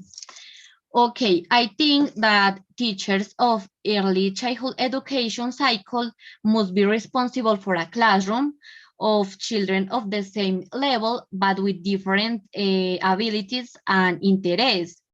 His functions include obviously promoting learning in early childhood and facilitate oral language development and introduce to a writing language. And finally, also identify children's special abilities, interests, and needs. Okay, now I am going to tell you some of the characteristics to be an early childhood education teacher. And the first is have a specific training in initial education. It is very important to have previous experience with children because we should know our environment. And we as a teacher shouldn't improvise, we should really know what we are doing. The next characteristic is have the ability to encourage, motivate, and inspire. This part for me is simple. We as a teacher must be and think like children. We should leave the shame and enjoy the process, because if a child sees you happy, he will probably feel safe and he will also be happy. And that is the most important thing, that the child enjoys their process. The next is be patient, tactful, and tolerant. The child obviously should feel that you are his friend. Yes, he should feel comfortable with you, and this is only achieved if you have the capacity for empathy, the ability to understand him. And this is one of the most important part of being a teacher, understand your students. This is very, very important. Okay, the next is have energy, enthusiasm, and dedication. As a teacher, you shouldn't be boring and monotonous. You should speak loud, be friendly, motivate your students, be aware of them, and make your students feel that they are really important to you. Another characteristic is know how to listen and observe. It is important that you listen to your students in order to determine their needs. And it is also important that you observe because you should know what they are doing in order to improve your strategies, and obviously they are benefit from that. Now, another characteristic is know how to maintain discipline. This is a very important characteristic because you should get the attention of your students. How? With different and innovative activities, where they can enjoy the learning process, where you teach them things like in a indirectly way, because you should make them watch out from the real topic. And finally, know how to organize and plan. As I said at the beginning, we shouldn't improvise. We should have a goal and achieve it. And that is why it's important to plan the whole process. Okay, the next question is, why is early childhood education important?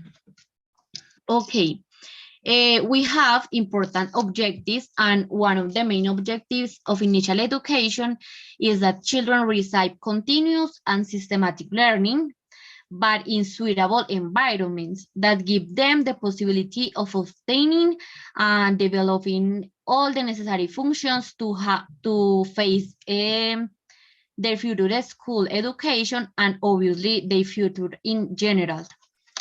The second is the third is provide opportunities for life.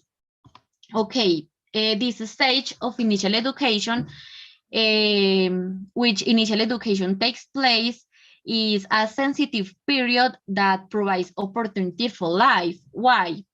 Because in this period, the brain has a special plasticity, that when the brain is more open to stimuli and in special conditions to learn. Another reason is that initial education also provides opportunities for coexistence, as well as the formation of autonomous, responsible, and critical people, and gives the same for everyone according to their own needs. And finally, another thing about initial education is that the learning process of children and their growth as a person depends on the cognitive and emotional relation of the stimuli. And that is why it's important to provide a good education in childhood. The next question is, how am I preparing to be a teacher? Okay, I am preparing in the complementary training program of the Escuela Normal Superior de Caldas, and it is a higher education program where they don't only give us a title of higher normalist with an emphasis on pedagogic, they also give us the opportunity to be trained to graduate as a teacher, as a childhood education teacher.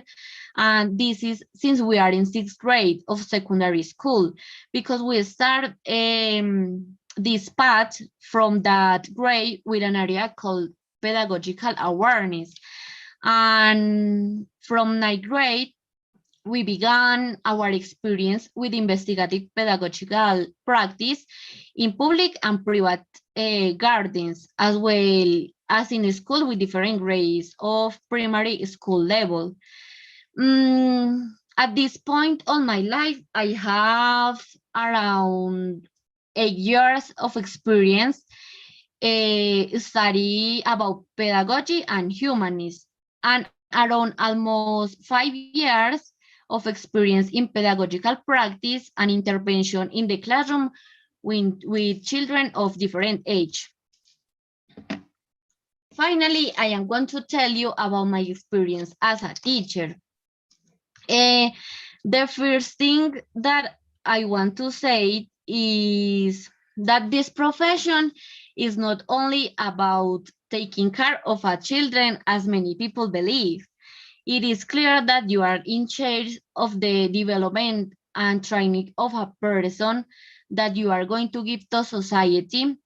And in my case, every moment that I can share with my students, I think about that in the human being class that I am going to give to society, because it is my duty as a teacher of early childhood education to promote the development of skills and dimensions of the human being.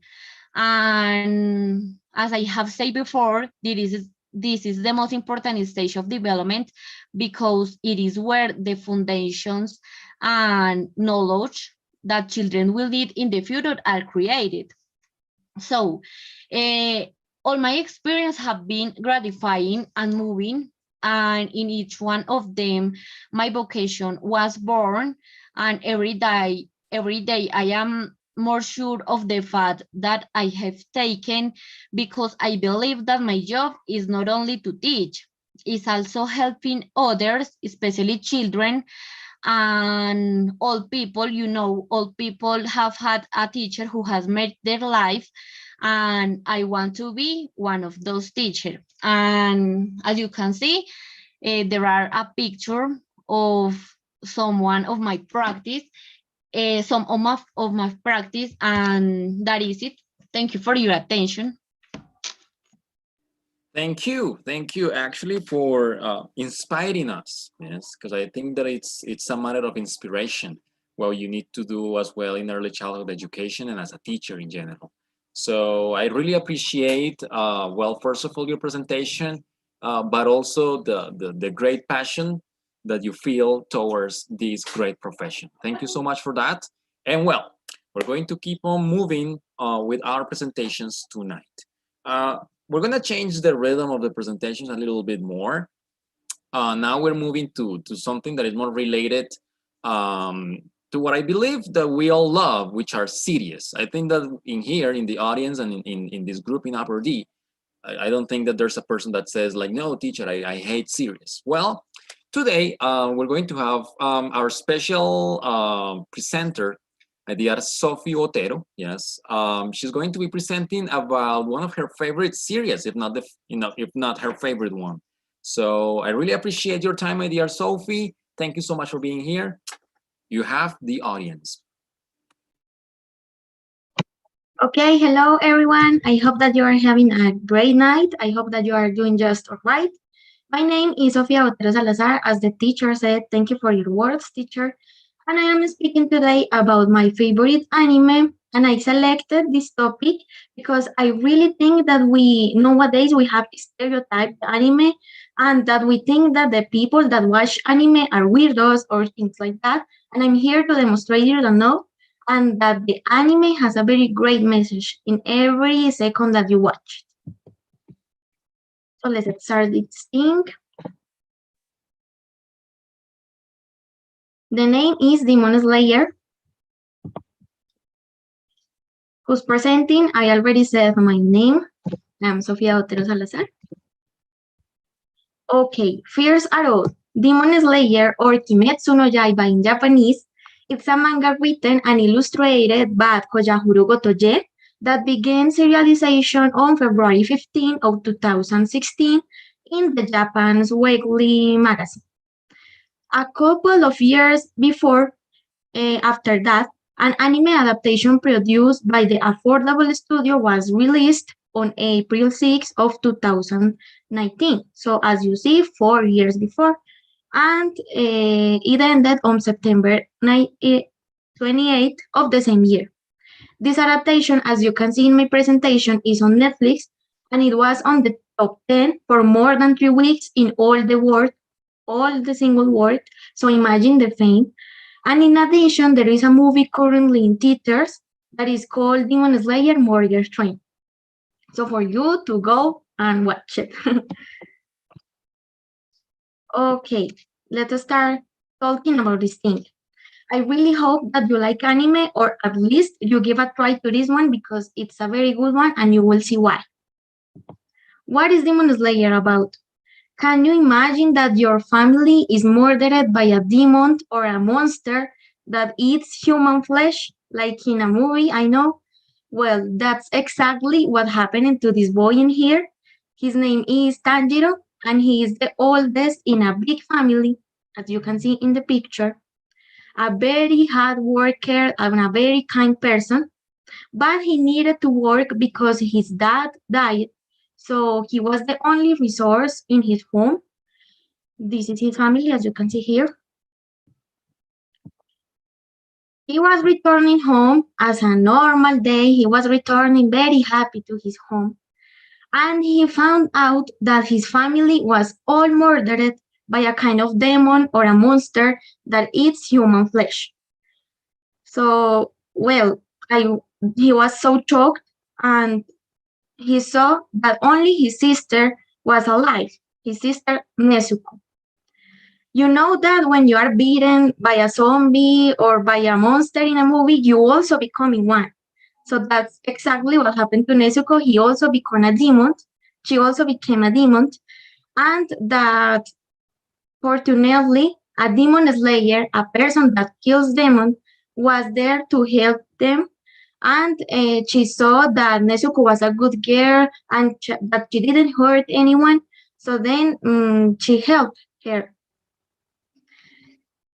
He told Tanjiro that the only solution for this big trouble, for this big issue, was that Tanjiro finds a cure for her being a demon slayer as well, and that can only be possible if he, in other words, kill his sister for himself. It was impossible, so he decided to train to become a demon slayer and take revenge for his family because a demon killed his family. So he really wanted to take revenge and save his sister that was still alive. You will suppose that they were alone because they didn't have family or parents or things like that, but at least they have each other. Nezuko had Tanjiro and Tanjiro Nezuko, so they were not alone at all. And you know that nowadays we have families with 2 members, with 1 member, with 3 members, and that's also normal. That's also a family. So I think that's part of the message that this anime gives.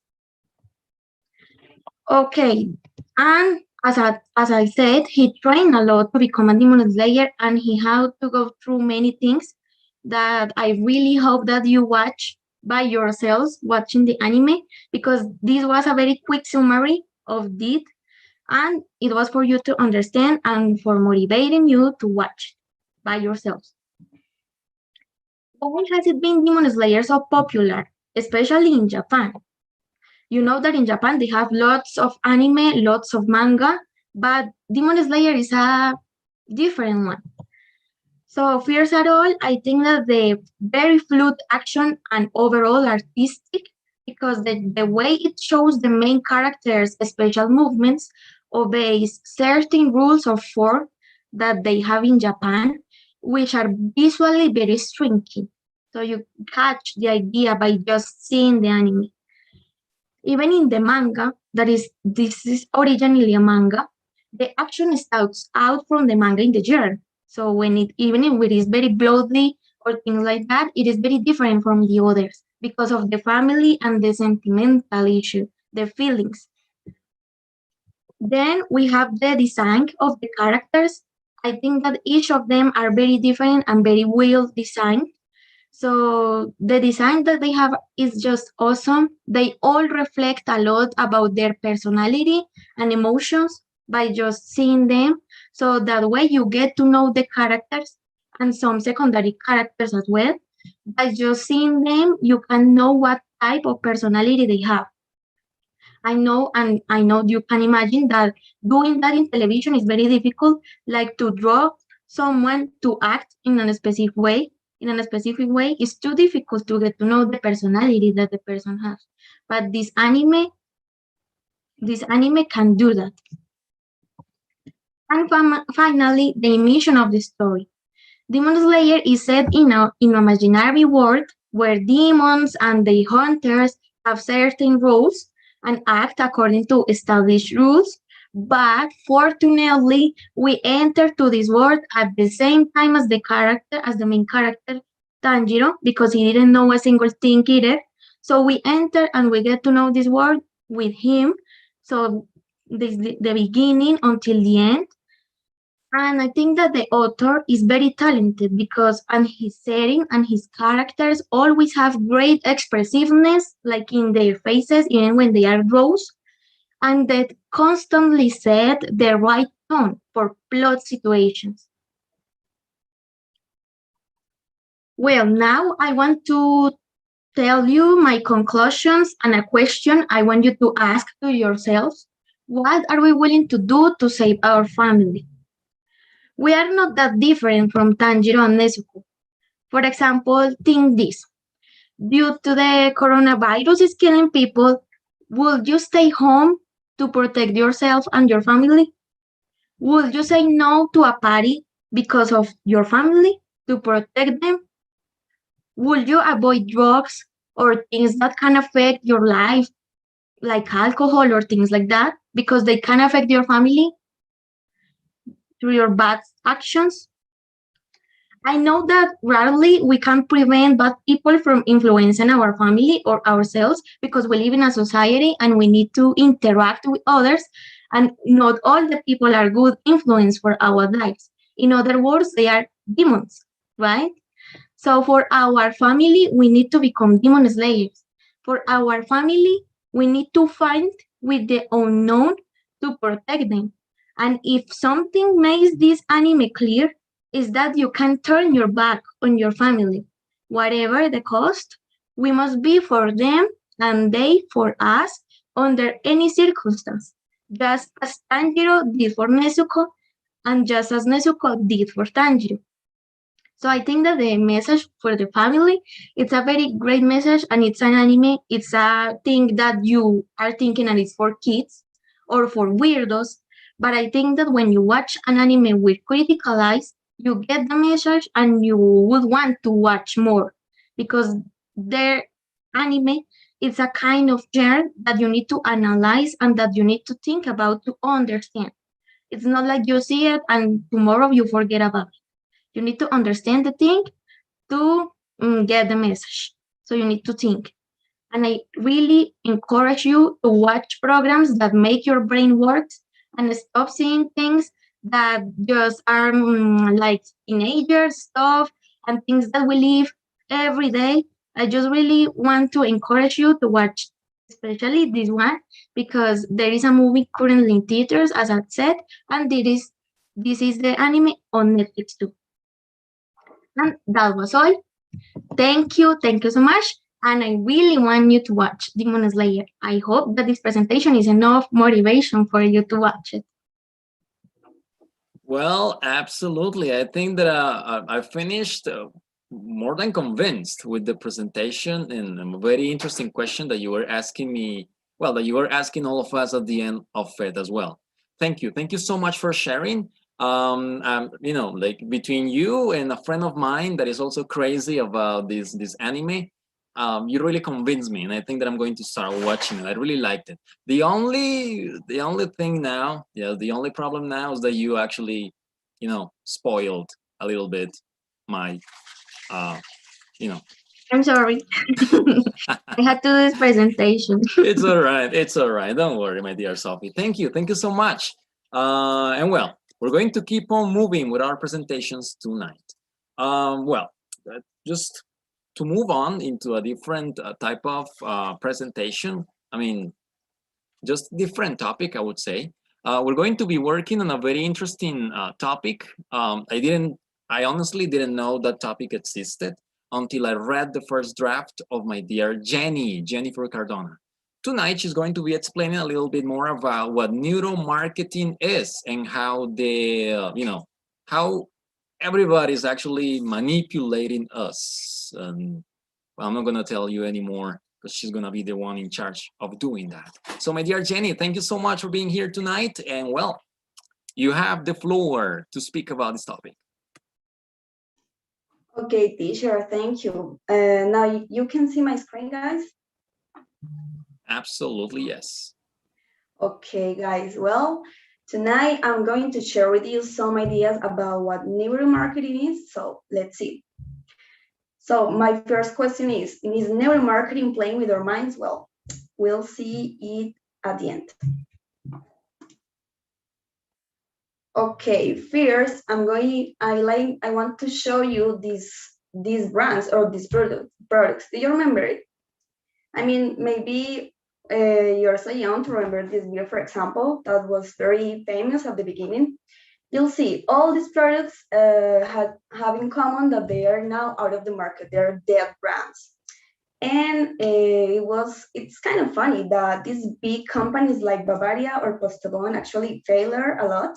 And that is it because they think they understand the consumers. They think they know how our mind and our behavior is, but actually they don't. So these products was at the beginning, they were at the beginning very catchy, but then just the sales going down and now they are dead to the market. Okay, so why did these products fail? Well, you'll see. The main method to do marketing research is the focus group, which is a method when you interview people and ask them what they think about the product, about the package, about the price, about the taste. But actually the thing is that we don't know what we want because we don't really understand our mind or our deep desires. So the thing is that people usually say in that kind of interviews, they say one thing, but at the end they turn up doing the different thing. So maybe a company says, hey, yeah, let's launch this bottle. It's gonna be a huge success. And then it just went a big failure because actually the people were lying in the interviews and the marketing research was a big lie, okay? So in the last decade, the marketers were very frustrated and tired or being failing with all his new brands, his new products. So neuromarketing was born like an answer with new methods to understand and to study the human behavior, especially what's happening in our minds, okay? So what is neuromarketing? You'll see the word is composed like these two big words with neuro and marketing. Neuro, it comes from neuroscience. Neuroscience study all the things that, in summary, all the things that happens in our brain. You see like how we learn, the neurons, all the little process, the parts of our brain that are activating when we are thinking, when we are smiling something, when we are testing or making a decision. Okay, and marketing, it's in summary is like all the activities and the resources that a company makes to sell a product. For example, a marketing activity is select the price, select the package, or select the where and when the product is going to be available to the customer. And the final goal of marketing is to satisfy the consumers, okay? So if we combine these two words, neuro and marketing, we have neuromarketing, with in the end is they're trying to understand and to study purchase decision-making process. So for example, they want to understand why do you choose an iPhone instead of a Samsung, which could be just cell phones and they do very the same. So what are you choosing that? Or why do you like the color blue? Most of the people you ask, they like blue or black. And if you ask them, hey, what do you like, the blue or black? They're saying like, yeah, because of the sky, I don't know, because I don't know, people really don't know why. And that happened. We don't really understand what's in our mind because our deep talks, the subconscious, we don't really know what's there. We think we're smart, but actually we're not that smart. So let's see some techniques of neuromarketing, but there's a lot of techniques. but this is like the most famous. You'll see the first one is eye tracking. Eye tracking is like some of classes. For example, an exercise they do very often is someone goes to the supermarket with the glasses and they want to know what parts of the you'll see the shut up windows of the products. What are you eyes following? For example, one big insight is that our brain loves the word free. Free, free, free. We love the word free. What? I don't know. The brain just loves the word free because instantly you want to buy the product. And what is free?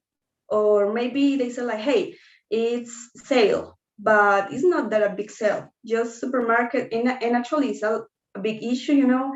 The supermarkets has a lot of the suits or demands because they really cheat the people. So it's very interesting because they want to know what's in. For example, suppose there is a tracking glasses, and my eyes, what are looking at this bottle? I'm looking to this part, or maybe if there was a letter here, my eyes will stop here first, and then the bottom of the, well, it's all about what our eyes are attracted to the most, okay? Another technique is fMRI, which is functional magnetic resonance imaging, which usually is like a helmet, and it have some words, and they go to a computer. So instantly you can see what's happening with their brain, like you see in the image, like from Obama, and if Obama mentions one word, for example, war, or I don't know, Israel or whatever, you can see what's happening in the brain instantly when this person mentioned that word. So that help the experts to understand what is interesting or what happened when you smell something, when you hear something, or when you're tasting something, or when you see something. So it helps you understand like how they can stimulate your brain and for you to have an answer. Okay, so they need to stimulate our brain and they're expecting an answer, and actually it happens. So let's see our results. First, I want to, well, this is a little simple insight, but it's very interesting. For example, our brain loves faces and smiles, just that. You'll see in this picture here, right on the, oh my God, right on the left side, you'll see that if you see this first picture, your eyes are directly to the girl's eyes, okay? And the second thing you'll see is the product, but the first thing you'll see is the eyes. But in the next one, if you see the eyes of the girl, they are in the direction of the product. So if we're following the eyes, we're following the eyes of the girl. So first, we're going to see the eyes of the girl and then the product, because the girl is looking to the product.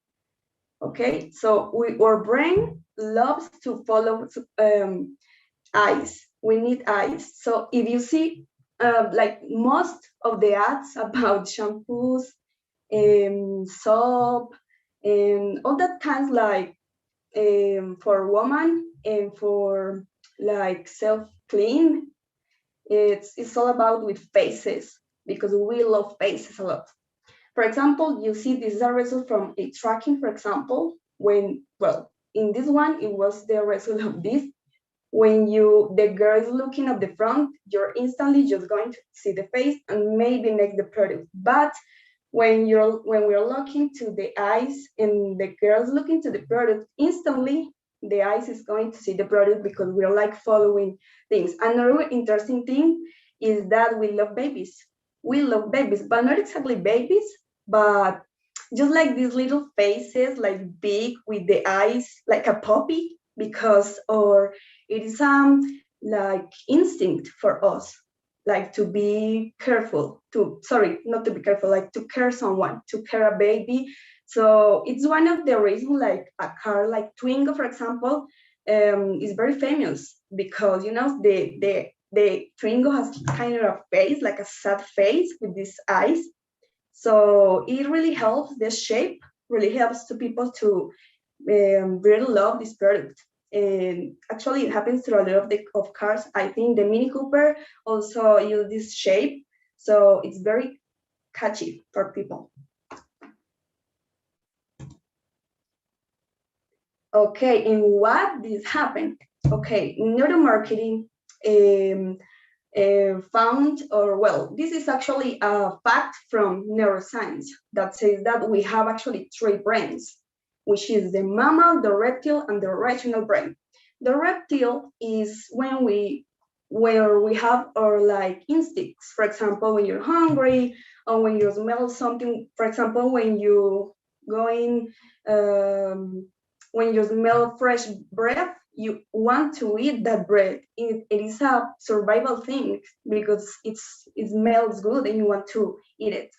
And then we have the mammal part of our brain. That's when we have our emotions. For example, when you see for example, when you see an ad of Scott, which is toilet paper, I don't know, we just like puppets. So like people, the brand of Scott paper, toilet paper is the poopy, you know? So we like poopies. So the emotion is there. So brands use this kind of emotion to make a brand interesting, or for us to be attracted to the brand, for example. And then we have the rational part, okay, where we have our logical thinking, or math, or about, well, they think we are the most, but actually don't. And in fact, this is actually a not actual number. Some experts say that is higher, but in summary, some of them say that 85% of purchase decisions are unconscious, which means that when you're buying something, where you're not thinking with your rational brain, you're thinking from where we're just not thinking, we're just feeling something, you know. For example, guys, last year I buy an iPhone, and if you ask me, I don't know why. I don't know why I bought an iPhone. I have never had one. And well, the thing is that this brand, Apple, the big message of the brand is status quo, like you want to be cool because it's a great design, it's an expensive cell phone, but actually the need that my deep desire was to be maybe part of the group. You see, because I think, or well, I think no, I don't think that is like the deep desire in my brain, the subconscious part of me wants to be part of a group and be accepted. Okay, so that happens a lot. We're not conscious of our decisions because we don't really understand of deep desires or deep needs. Okay, so the companies know that they have that knowledge, and they are now researching how to activate that part. For example, all the big brands well, for example, Coca-Cola, it's the big image or the big message of the brand is not the Coca-Cola. No one cares about the Coca-Cola. Actually, they're selling a feeling. Is like to be happy, to be in family, to be with friends, and that's important. And when you're buying Coca-Cola, it's not because you want Coca-Cola. The taste of the Coca-Cola is exactly like the Pepsi. And there's many studies that really the taste is the same, but the feeling that you have for Coca-Cola makes you feel that it's better than Pepsi. So it's very interesting how brands can understand their emotions, and for you see, in order to generate incomes.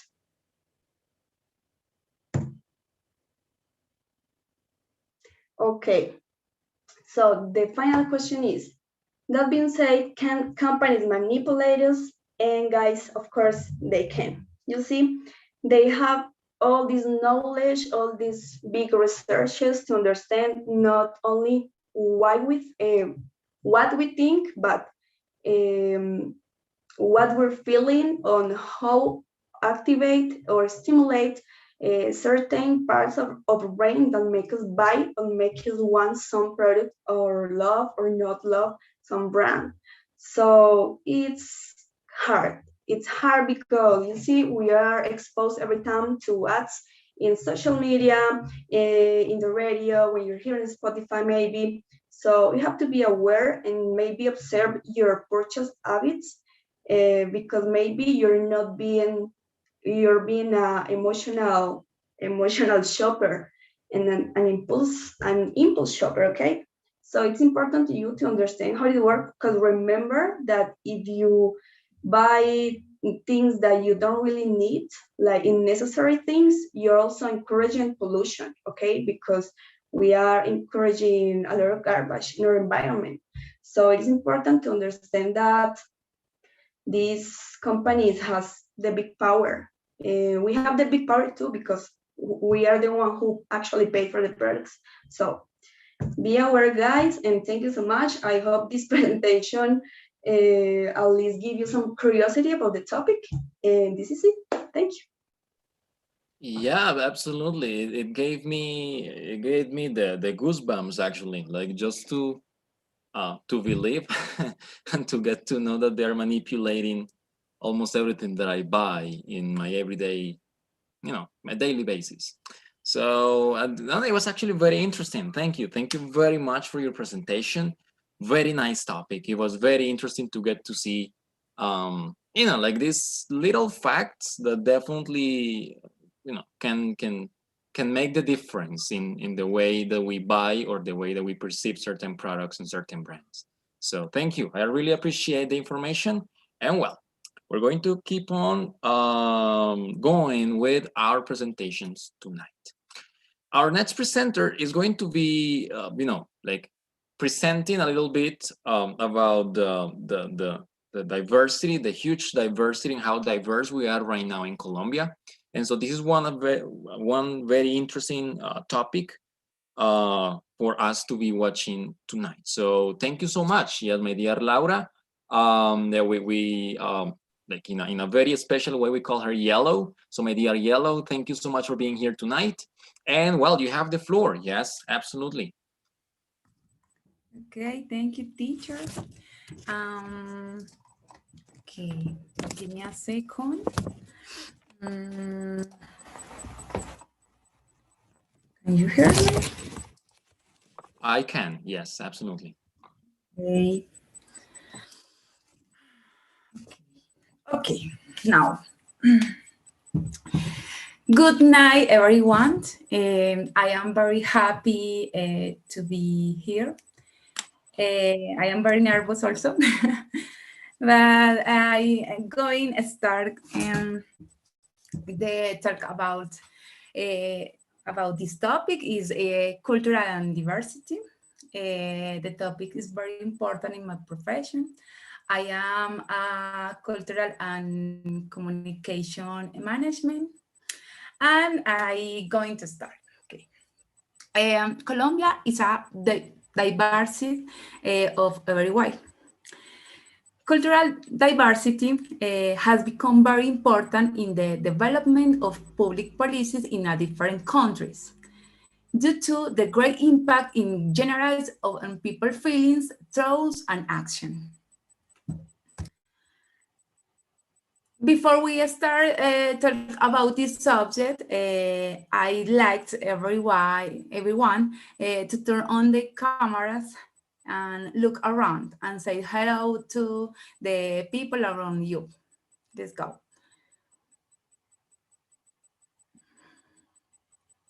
Thanks for that. Thanks for doing it. Now, let me know, what do you see? What do you see?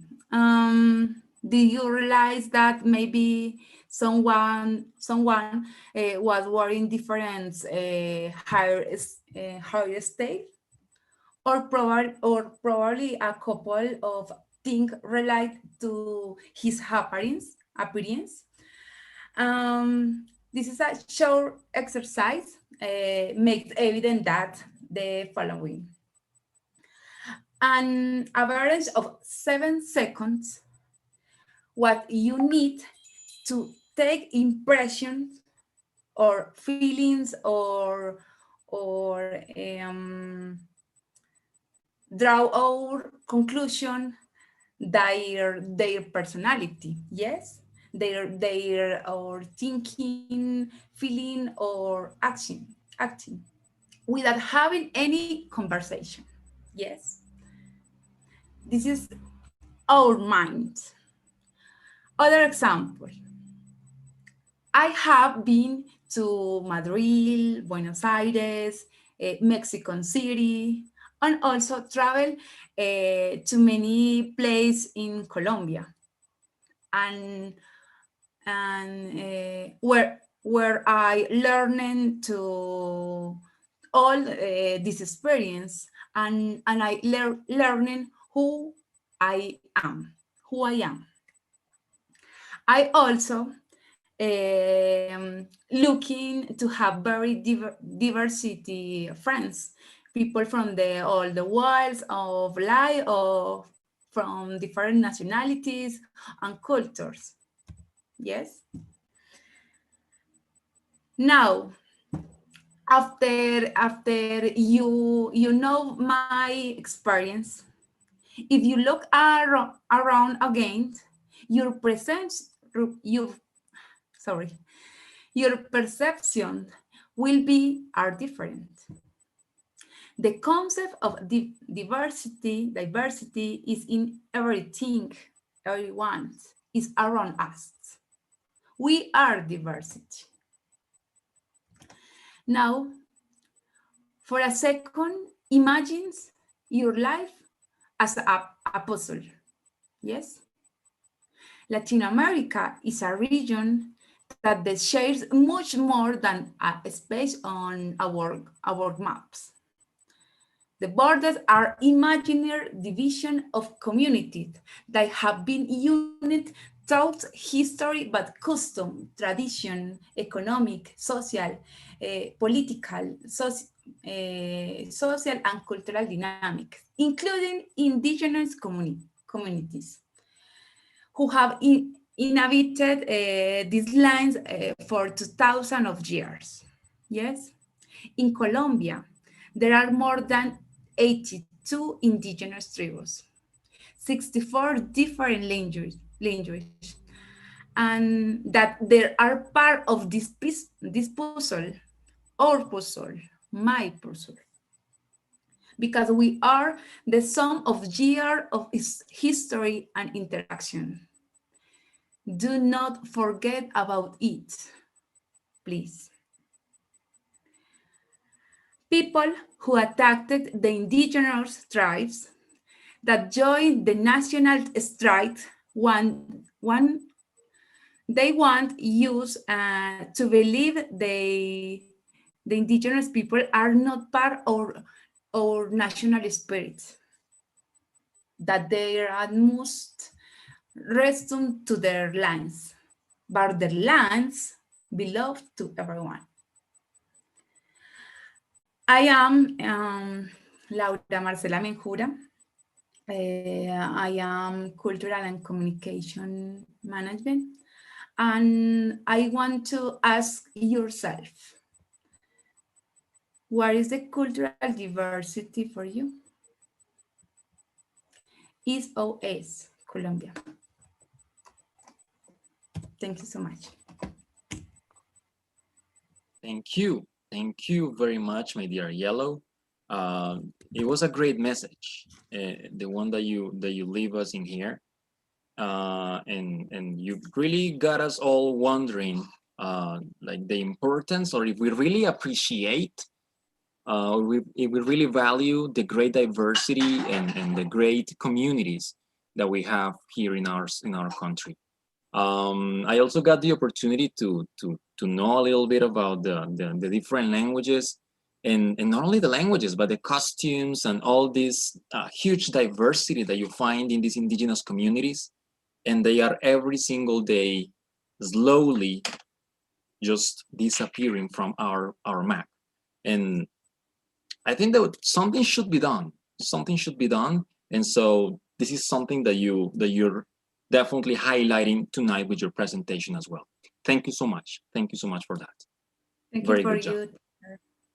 Thank you. All right, that's very nice. That was a very good reflection for tonight as well. And we're going to continue. Yes, nights of reflections in here. After my dear Yellow, we're going to continue with my dear Carol. Carol is also going to be showing us something very special. She's going to be speaking about, well, she will be mentioning every single thing over there into further detail. But well, she's gonna be showing us how powerful women also are. And so that's why I'm really looking forward to listening to your presentation, my dear Carol. Thank you so much. You have the floor. Hello, teacher. Hello, girls. Thank you, teacher. My presentation is about the woman power. It's about the feminist, and I want to show you a little history about the feminist. Okay. Hello. My name is Carol, and my topic is about the feminists. This is the index, is first the introduction, follow the early feminists, after that the first period, the second period, and finally the third period. Okay, then the feminist is a belief in a political, economic, cultural equality of the woman. The feminists around the world have different goals, have different intention, and have different cause, depending of the time, depending of the culture, and depending of the country. The woman history, the feminist history is separated in two periods. In the first period, between in 19th and early 20th century, focused in overturning legal inequalities, how the right to vote. The second period is between 1960 and 1980, and began to include the inequalities, the gender norms, and the role of the woman in the culture. And the third period is between 1990 and 2000. And this period is a backlash of the second period. The early feminists in the classic republic, Plato saw the natural capacities of the woman. She can for governing and defending ancient Greece. Not everyone agree with Plato. After that, the opium law restrict the access to the woman to gold and other things. And the woman was a massive protest, and the Roman consul Marcus Porcius Cato was disagree because she thought that the woman was unequal the men. After that, and Abigail Adams, the first lady of the President John Adams, so was necessary for the woman right, give education, give a ballot, and give a property. And she wrote a letter for your husband, said that these are necessary, this topic is necessary, and if the woman starts a rebellion. The rebellion started in 19th century, and this rebellion was very characteristic because in this moment the woman joined with the people who was fight for the ending of the slavery, and in this moment the woman saw that the right of the slavery of the labor and the right of the woman was this group was fight for the same thing. In conclusion, the woman, the white woman, was a slave with beautiful clothes. In the beginning, the defense of a woman only was present in the literature. The first and the most important book was the Book of the City Lady by Christine the Peasant, and his book is called At the Feast, A Woman to the News. And this book write about the inequality, about the role of the woman in the society, about the injustice, and about the relation of the gender. And others important writer in this time was Ulrich Claudius Agrippa and Anna Maria van Schurman. In Germany, Modesta Giposo Gifosi in Italy, Hannah Howells and Annie Broughton in England, Juana Inés de la Cruz in Mexico, Marie de Jars Growney and Francois Poland, the brand in French. And the man had two important roles in this time. For example, Balthasar Castellan, she thought that the tradition and the culture are the guilty of the woman inferiority, and these men are guilty of the very intelligent woman and very important woman of this time don't leave out the history. In the first period, start in 1844 in Seneca Fall Convention, where women who Elizabeth Stanton, Carrie Katz, and Lucreta Mott say the declaration where he said, "We hold this truth to be self-evident that all men and women are created equal." In this moment, the feminists demanded the right to vote. The first country to give the right to vote for the woman was New Zealand, followed Australia, after that Finland and United Kingdom. This was the first country to give a right for the vote. After the Grand Depression, the men lost their jobs. Then the woman start to work. In this moment, the job for the woman was teaching, was secretary, and was housework. And in 1963, born the Equal Pay Act. In this moment, the woman started to fight for the equal right in the pay. This is the March 8th for the 1857. This is the moment, this is the reason for the celebrate the Women's Days.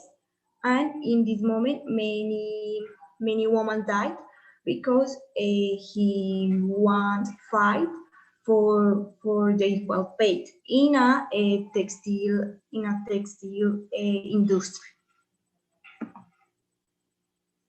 In the second period, the cultural obstacle continued, and Barry Freeman founded the National Organization for Women, and she said that the woman was still relegated to the homemaking and child care. And in this time, very many people had started referring to feminists as women liberation. And in 1973, the women celebrate for the right to choose an abortion. And this is a picture very characteristic of this time. In the three periods, the feminist movement was limited only the white and education women, and didn't have account the color woman, the lesbian, the immigrant, and the religion miniatures. Then in 51, in the Ohio Women Rights Convention, Sojourner Truth, she was a slave, say the emotional discourse speech, speaking about asking about why she wasn't considered a woman. Then I have a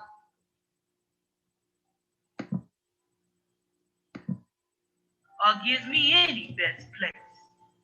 And ain't I a woman? Look at me. Look at my arm.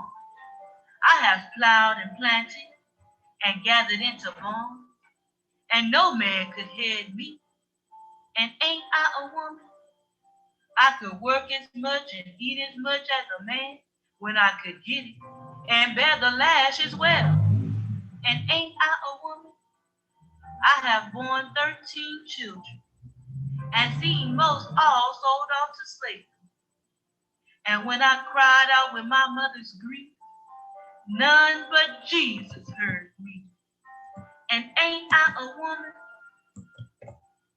Then they talk about this. This is a little part about the emotional speech about this topic. And in actually since 23 years, born the rape culture. This time is characteristic for the sexual assault for the woman, and was very popular the hashtag #MeToo movement when the New York Times published an investigation about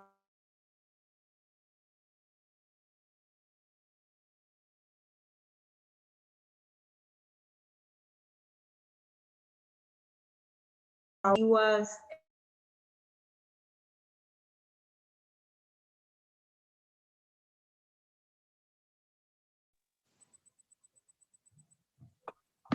Okay, what happened here? I don't know. My presentation go out. It's all right, don't worry. Just pull it up again over there and you can keep on working on it. Okay. And the New York Times published an investigation of sexual harassment made against a film producer Hayes Weinstein and many powerful men how the President Donald Trump. And in this, I have a little video about the feminists in this time, in the present.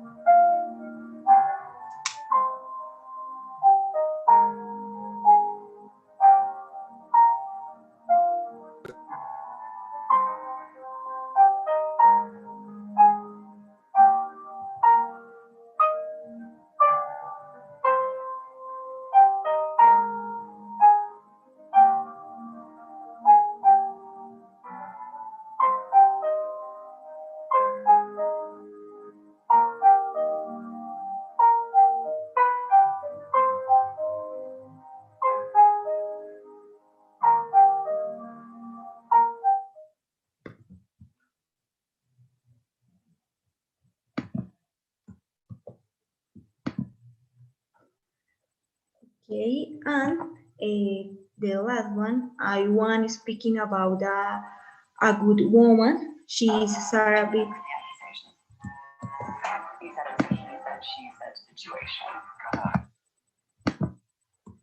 I'm sorry. I want speaking about her because she live in a country very where it's very difficult to fight for the woman right. She live in United Arab Emirates, and in the present she have many important roles. And the last important action was that he inserted a spacecraft into orbit around Mars in the first try.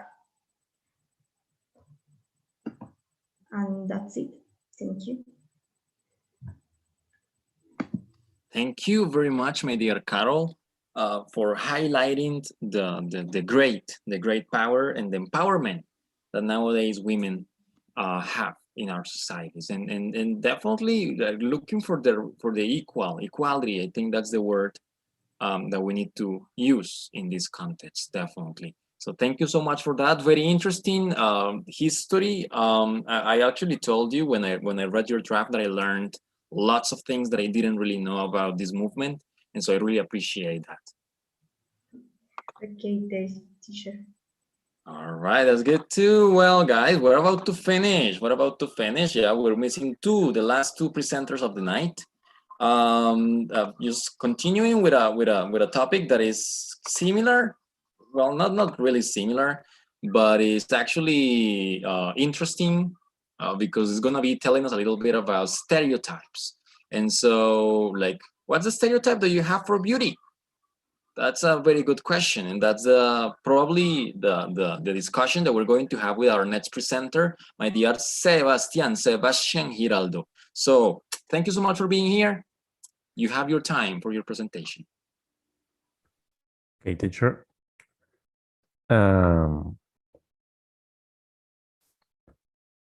Wait a moment. Can you see my screen? I can, yes. Okay. Well, good evening, everybody. So this is my final presentation. And well, the title is False Beauty. So, what makes a person a beautiful or an attractive one? Maybe it's the physical, maybe it's the personality. And how do you know that that person is beautiful for you? Maybe because you feel attracted by him or her, but by in which way? In a physical or in a personal way? Well, I think that that depends of each one's likes. So the conclusion is that the physical beauty is not really necessary to be attractive. So the question is, why do people search a perfect beauty that doesn't exist?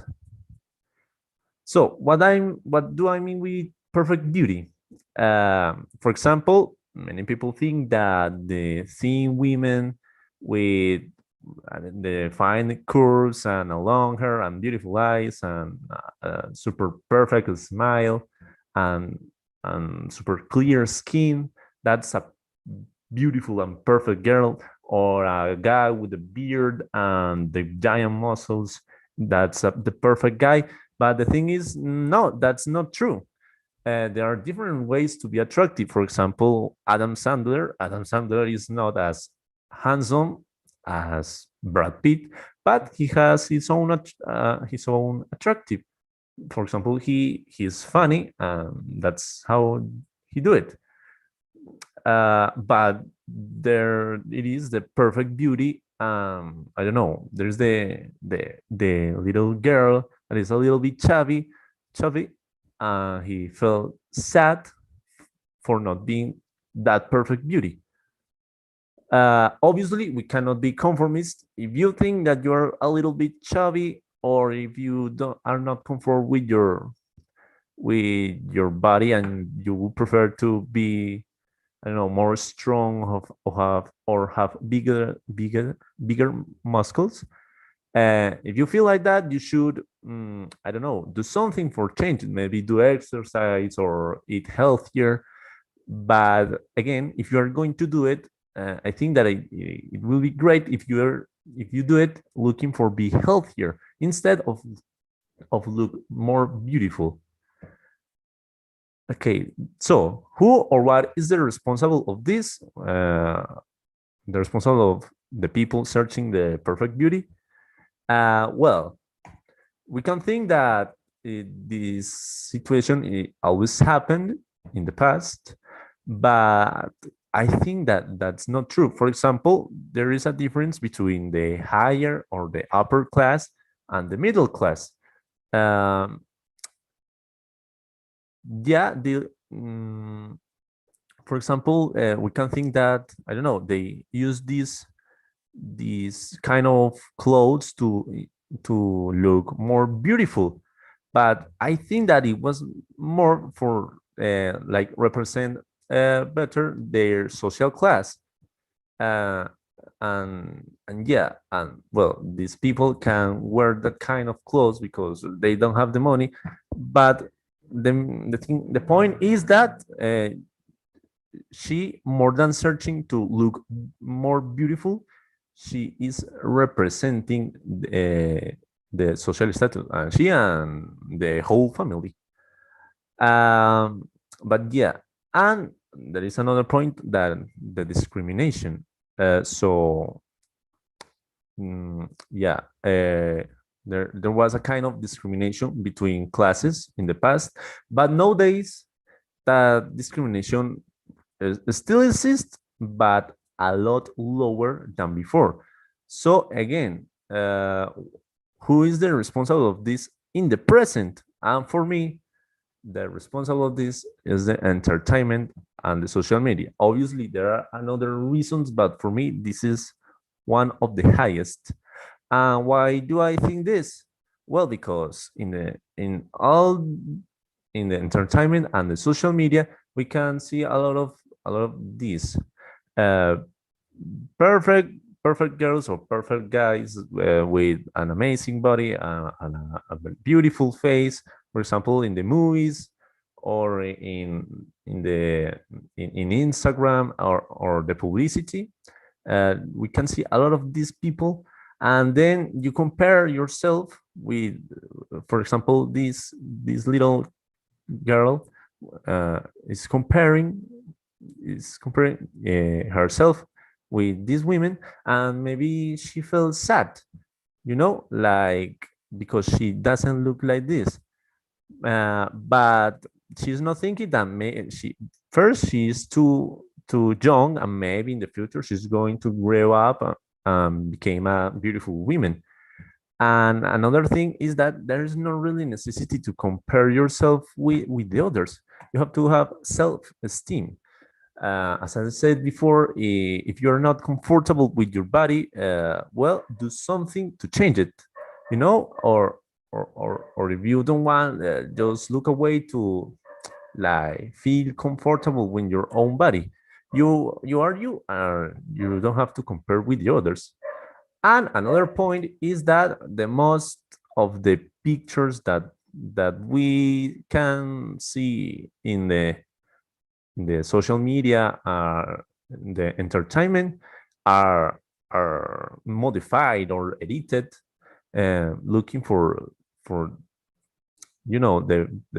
person look better, but it's a false beauty. That's what I mentioned. That's what I call false beauty. So yeah, in conclusion, uh, you don't have to compare yourself with others. If you are going to do something, do it for yourself. And if you are not comfortable with your body, do it because you want to improve your body, and not for look better for the others. If you are going to do something, do it for you and not for the others. And remember that everyone is beautiful in his own way. That's it. Thank you, thank you, thank you so much. I definitely agree with your message. But I kind of get it in a different sentence. Someone once told me, like, differences are what makes us unique. And so I really believe that each of us, we are just unique in our own ways. Yes. And so that's what makes us, all of us, beautiful. Yeah, that's a very good reflection for the night as well. This is a night of reflections now that I'm thinking of them. Thank you so much, my dear Sebastian, for your presentation. And well, let me introduce right now our last presenter. Our last presenter is going to be talking a little bit more about culture, something that we really appreciate, specifically because we're going to be talking about the differences between the United States and Colombia. So this is a very interesting topic, and more for us that we're learning English and that we always, try to put together the two components, yeah, the language with the culture. So my dear Valen Tamayo, thank you so much for being here. You can proceed with your presentation. Okay, thank you. So can you hear me well? Yeah, better than ever.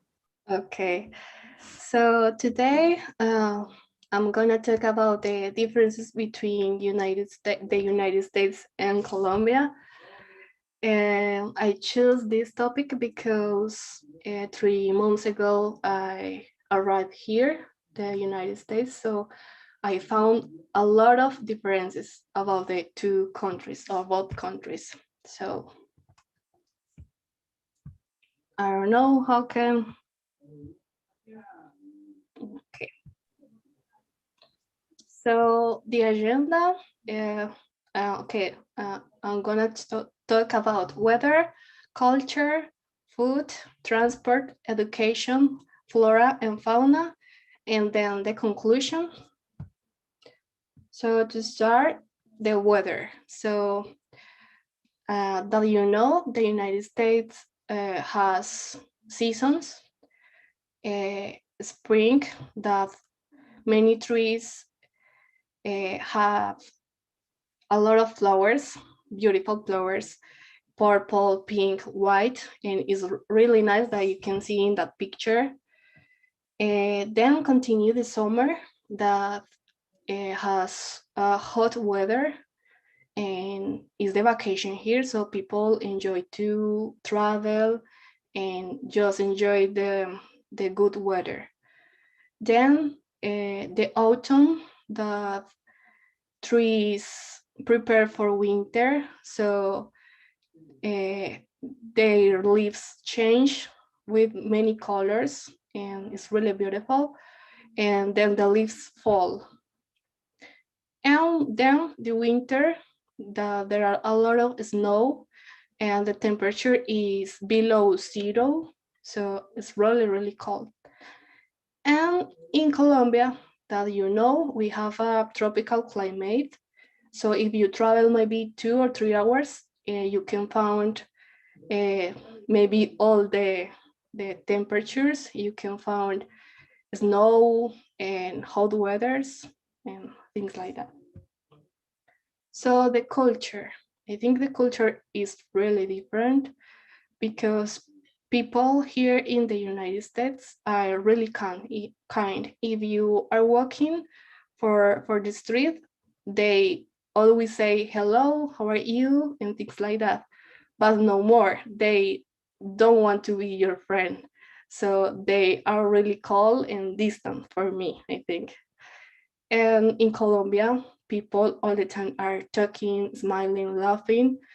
I think we are really friendly. So it's really different.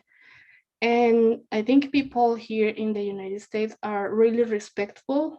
If you going in your bike for the street, they maybe respect your space and maybe 2 meters away from you. And in Colombia, it's not in that way. So it's really nice. About food, okay. Food here, I think is horrible. The food is sweet and it's spicy. if you go to the supermarket and buy a normal potato, is sweet, and I don't know why. It's really strange. And the food is almost ready. I think it's because people here all the time are working and are busy. So I think it's for that reason. So you can find pasta and spaghetti almost ready. And in Colombia, I think the food is fresh and we have traditional food. And I think here in the United States, they don't have that like sancocho or bandeja paisa. And for example, the hamburger is like you can see here, is just bread, meat, and cheese, and no more. And in Colombia, it's sometimes difficult to eat because it's big and has a lot of things. So yes, that you can see in the pictures. Okay, the transport. The transport here in the United States is really nice, really, really nice. There is a bus app that you can see the routes and things that if you maybe want to plan a trip, you can see how many buses do you have to take, what is the stop nearly. So it's really nice. The buses stay on time at all stops. If said at 3 p.m., at 3 p.m., stay in this stop. So it's really nice. And students don't pay for that. So I think it's good because sometimes in Colombia, for example, we don't have the money to pay for to go to the university. So it's nice. And I don't know, in Colombia, we have a bad bus service. So no more to say in this. The education. So here in the United States, the education is free for primary and secondary school. I think in Colombia is the same, but higher education is expensive, but has many areas and has technology and research focus. And in Colombia, we don't have nothing about research, so it's difficult to find a scientist in Colombia or a good investigation in Colombia for that. So it's really sad. And many students travel here to study or to do research because it's easier here. Okay, flora and fauna.